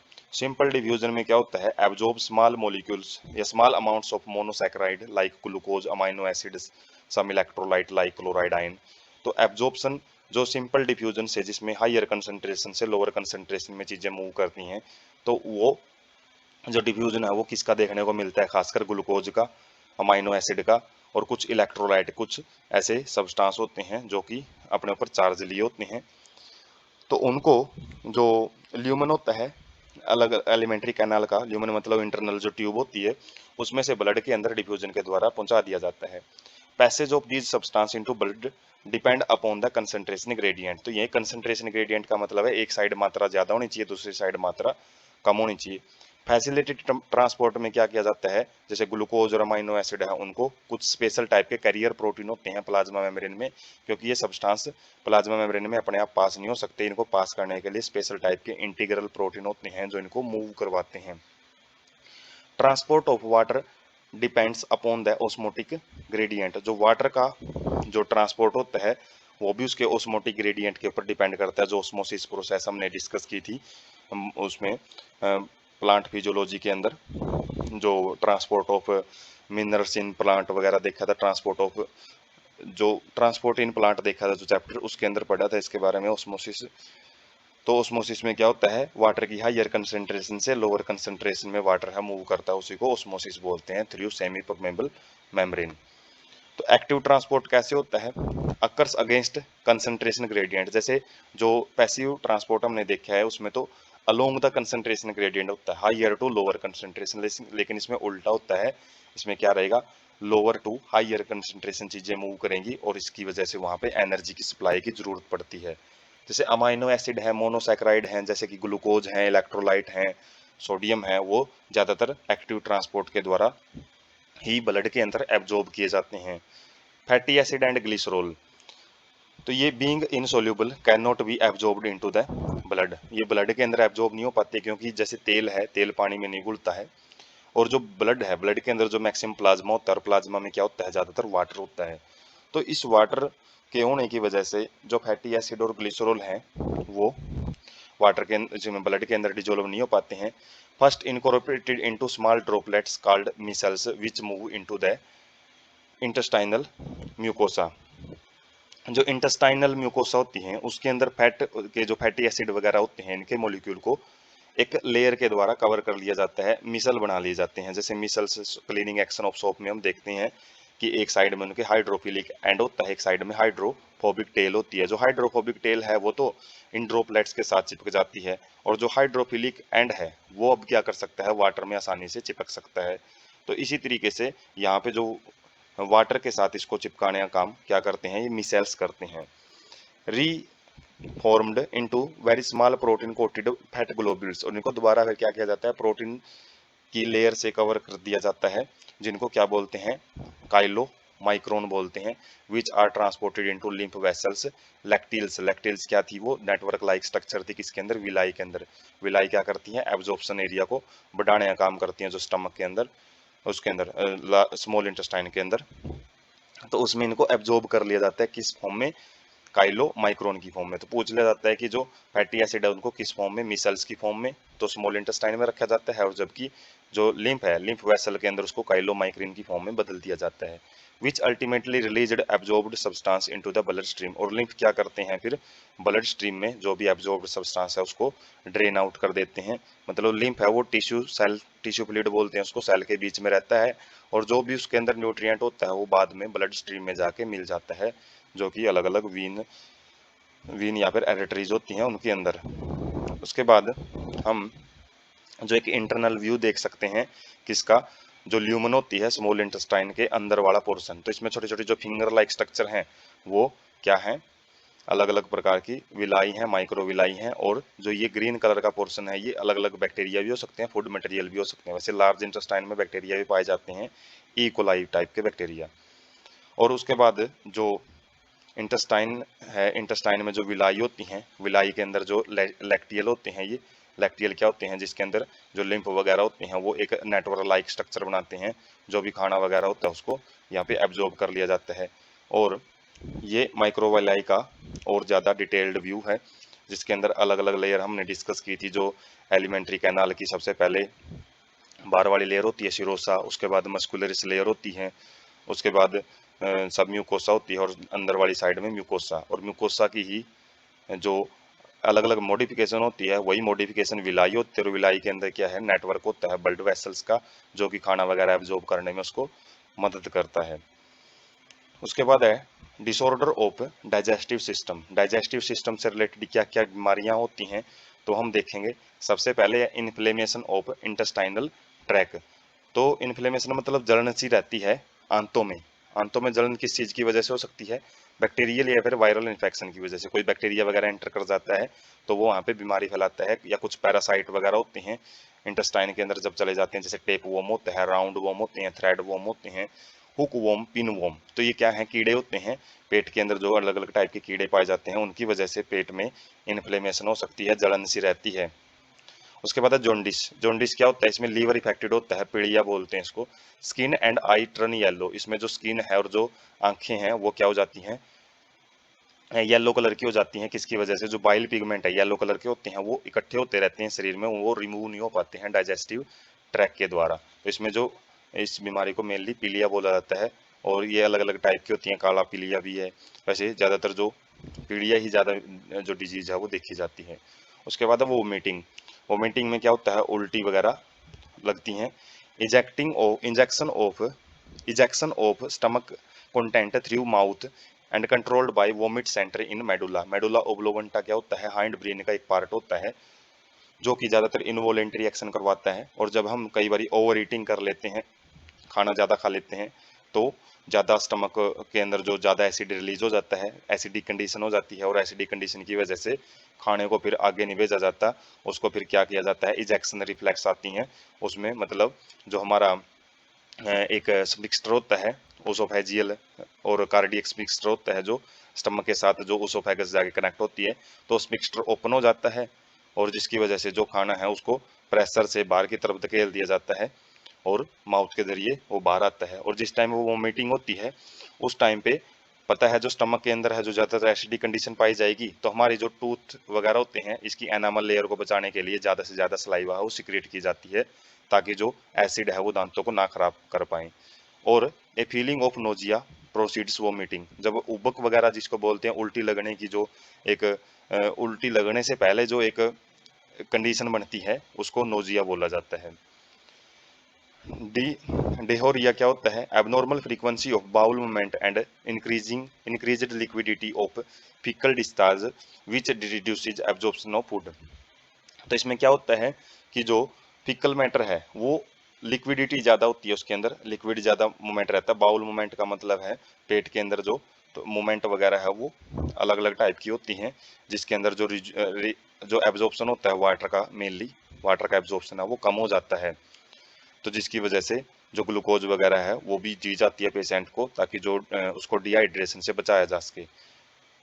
तो उसको लूज मोशन वगैरह भी बोलते हैं, डायरिया को, पेचिस वगैरह भी होता है। और कॉन्स्टिपेशन, कॉन्स्टिपेशन में क्या होता है? वाटर का कंटेंट कम हो जाता है फेसिज में से, एक्सक्रीटा में से। तो faeces are retained within the colon, colon के अंदर जितने लंबे टाइम तक फेसिज हैं वो रहते हैं, वो रिमूव नहीं हो पाते हैं। तो उसकी वजह से बाउल मूवमेंट अकर इरेगुलरली, जो बाउल मूवमेंट क्या करती है, जो फेसिज को रिमूव आउटसाइड द बॉडी, मतलब बाहर निकालने में मदद करती हैं, तो बाउल मूवमेंट ठीक ढंग से नहीं हो पाती हैं, जिसकी वजह से कब्ज वगैरह की बीमारी होती है।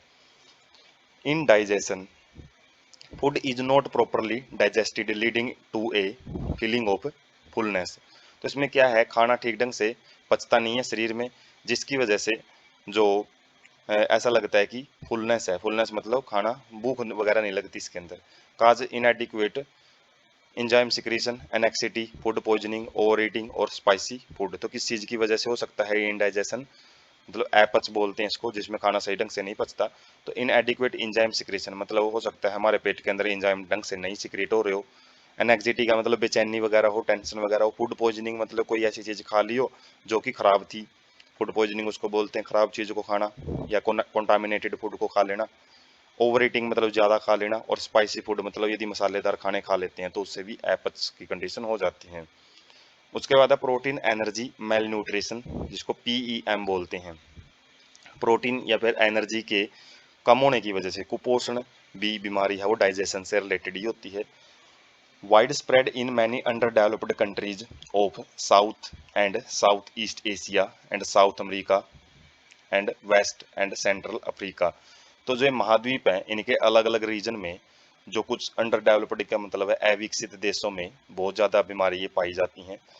और महाद्वीप कौन से हैं? दक्षिण या फिर दक्षिण पूर्वी जो एशिया है वो, साउथ अमेरिका, दक्षिण अमेरिका, और वेस्ट पश्चिम, और सेंट्रल जो मध्य अफ्रीका है वहाँ पे ज़्यादा ये बीमारी पाई जाती हैं। Effect large section of population draught during draught, famine and political turmoil. तो ये अलग अलग कंडीशन हो जाती हैं जब किसी देश में सूखा पड़ जाता है, या फिर फेमाइन का मतलब अकाल पड़ जाता है। पॉलिटिकल टर्मोइल का मतलब है जब राजनीति में उठापटक वगैरह हो जाती है, उस केस में जो जनता वगैरह है उसको ठीक ढंग से खाना है वगैरह ठीक ढंग से नहीं पहुंच पाता। जैसे बांग्लादेश के टाइम पे जब लिबरेशन वार चल रहा था, पाकिस्तान से उसको लिबरेट करवाया जा रहा है इंडिया के द्वारा, तो उस केस में ये मेल न्यूट्रिशन वहाँ पे देखा गया। इथोपिया के अंदर भी जब सूखा पड़ा, कब? मिड 18th के अंदर, 18वीं सदी है जो, उनके जो मध्य में 1755-50 के आसपास की बात कर रहे हैं, तो उस केस में जब वहाँ पे सूखा पड़ा तो वहाँ पे भी ये मेल न्यूट्रिशन की बीमारी है वो वहाँ पे पाई गई। सबसे पहले हम देखेंगे मरासमस जो डिजीज होती है, इसके सिम्टम हम इस बच्चे में देख सकते हैं किस चीज़ की वजह से होता है, कि इसके अंदर जो डेफिशिएंसी कमी पाई जाती है किसकी? प्रोटीन की या फिर कैलोरीज, एनर्जी की। एनर्जी और प्रोटीन दोनों की वजह से ये बीमारी होती है। और ये ज़्यादातर जो नवजात बच्चे होते हैं जो जिनकी उम्र 1 साल से कम होती है उनमें ज़्यादा पाया जाता है, जिनके अंदर जो mother milk is replaced too early by other food. तो जिसमें जो माता का दूध है, जैसे बोला जाता है 6 महीने तक माता का दूध कंपलसरी होता है, और यदि उस दूध को पहले ही हटा दिया जाता है बच्चे के नरिशमेंट में से, और उसको दूसरा खाना दिया जाता है तो उसको ये बीमारी होने के चांसेस बढ़ जाते हैं। और कब ये कंडीशन देखने को मिल जाती है, जब मदर हैज सेकंड प्रेगनेंसी और चाइल्ड बर्थ, जिसमें जो माता है वो दूसरी प्रेगनेंसी में चली जाती हैं। और कब, जबकि जो पहले वाला बच्चा है, ओल्डर इन्फेंट है, स्टिल टू यंग, जो बहुत ही छोटा है, उसको जो जैसे प्रेगनेंसी में चली जाएंगी तो जो लैक्टेशन पीरियड होता है वो कम हो जाता है, जिसकी वजह से जो बच्चा है, ओल्डर इन्फेंट, वो उस दूध से वंचित रह जाता है और उसको बीमारी है वो होती है। प्रोटीन डेफिशिएंसी इंपेयर ग्रोथ, जो प्रोटीन डेफिशिएंसी है उसकी वजह से जो ग्रोथ है वो ठीक ढंग से नहीं हो पाती। और जो रिप्लेसमेंट ऑफ टिश्यू है, मतलब जो उत्तक हैं, जो नए नए जो उत्तक बनने चाहिए वो नहीं बन पाते हैं, जिसकी वजह से एक्सट्रीम एमेसिएशन का मतलब है बॉडी बहुत ज़्यादा पतली हो जाती है, दुबला पतला हो जाता है बच्चा। और थीनिंग का मतलब है जो लिम्स वगैरह हैं, हाथ पैर वगैरह बहुत ही पतले हो जाते हैं, जैसे हम देख सकते हैं यहाँ पे कोई भी, यहाँ इसके चर्बी वगैरह नहीं मिलेगी, प्रोटीन वगैरह नहीं मिलेगा। Skin become dry thin and wrinkled, जो त्वचा है वो सूखी हो जाती है, शुष्क हो जाती है, पतली हो जाती है, और रिंकल्ड मतलब झुर्रियाँ पड़नी शुरू हो जाती है। Growth rate and body weight decline considerably, जिसकी वजह से जो ग्रोथ रेट है वो भी कम हो जाता है और जो बॉडी वेट है वो भी बहुत ज़्यादा कम हो जाता है, उसमें गिरावट देखने को मिलती है। Growth and development of brain and mental faculties are impaired, तो इससे क्या होगा, जो ग्रोथ और डेवलपमेंट ऑफ ब्रेन है, दिमाग का भी जो ठीक ढंग से वृद्धि नहीं हो पाएगी, उसका विकास भी रुक जाएगा, जिसकी वजह से मेंटल जो फैकल्टीज हैं, जो अलग अलग दिमाग के अंदर जो अलग अलग भाग हैं वो भी ठीक ढंग से काम नहीं कर पाएंगे, उनके अंदर भी प्रॉब्लम्स है वो देखी जाएंगी। उसके बाद है क्वाशियोरकर, तो ये भी एक डिजीज है जो कि किसकी वजह से, जब protein deficiency unaccompanied by calorie deficiency, तो यहाँ पे केवल प्रोटीन की डेफिशिएंसी की वजह से डिजीज होती है, कैलोरी उस बच्चे को भरपूर मिलती है जिसके अंदर डिजीज होती है। तो इसमें क्या हो जाता है, wasting of muscles, thinning of limbs, तो इसके अंदर जो लिम्स हैं वो पतले होने शुरू हो जाते हैं, और वेस्टिंग है, ये वेस्टिंग का मतलब है जो मसल्स वगैरह हैं वो ज़्यादा अच्छे ढंग से डेवलप नहीं हो पाती हैं, और उसकी वजह से जो बच्चा है उसका अंदर जो सिम्टम्स हैं वो दिखाई देते हैं। और ये क्या होता है, decrease in size of wasting of muscle tissue, तो इसमें जो मसल्स का जो टिश्यू वगैरह होता है वो साइज उसका बहुत ही ज़्यादा स्मॉल रह जाता है, ठीक ढंग से वो डेवलप नहीं हो पाती हैं। Failure of growth and brain development, तो इसकी वजह से जो ब्रेन का विकास है, उसकी जो वृद्धि है वो भी ठीक ढंग से नहीं हो पाती। Fat is still left under skin, fat है वो तो स्किन के नीचे पड़ी रहती है, लेकिन प्रोटीन की कमी रहती है। Extensive ओडीमा and swelling of body part, ओडीमा क्या होता है, जिसके अंदर जो हमारे हाथ पैर वगैरह होते हैं वो स्वेलअप हो जाते हैं, सूज जाते हैं, जिसके अंदर जो बॉडी फ्लूइड वगैरह है वो इकट्ठा होता रहता है। तो हम पिक से देख सकते हैं, यहाँ पे थीनिंग वगैरह तो नहीं है बॉडी की, जो लिम्स वगैरह हैं, तो थोड़े बहुत ही थीनिंग देखने को मिल जाती है, लेकिन इस बच्चे में प्रोटीन कमी है, जिसकी वजह से फैट वगैरह तो अच्छी खासी है इसके पास, लेकिन इसके हाथ पैर फूले हुए हैं, देख सकते हैं इनके हाथ पैर में सोजिश रहती है, वो किस चीज़ की वजह से, ओडीमा डिजीज की वजह से। तो ये क्वाशियोरकर का एग्जाम्पल है।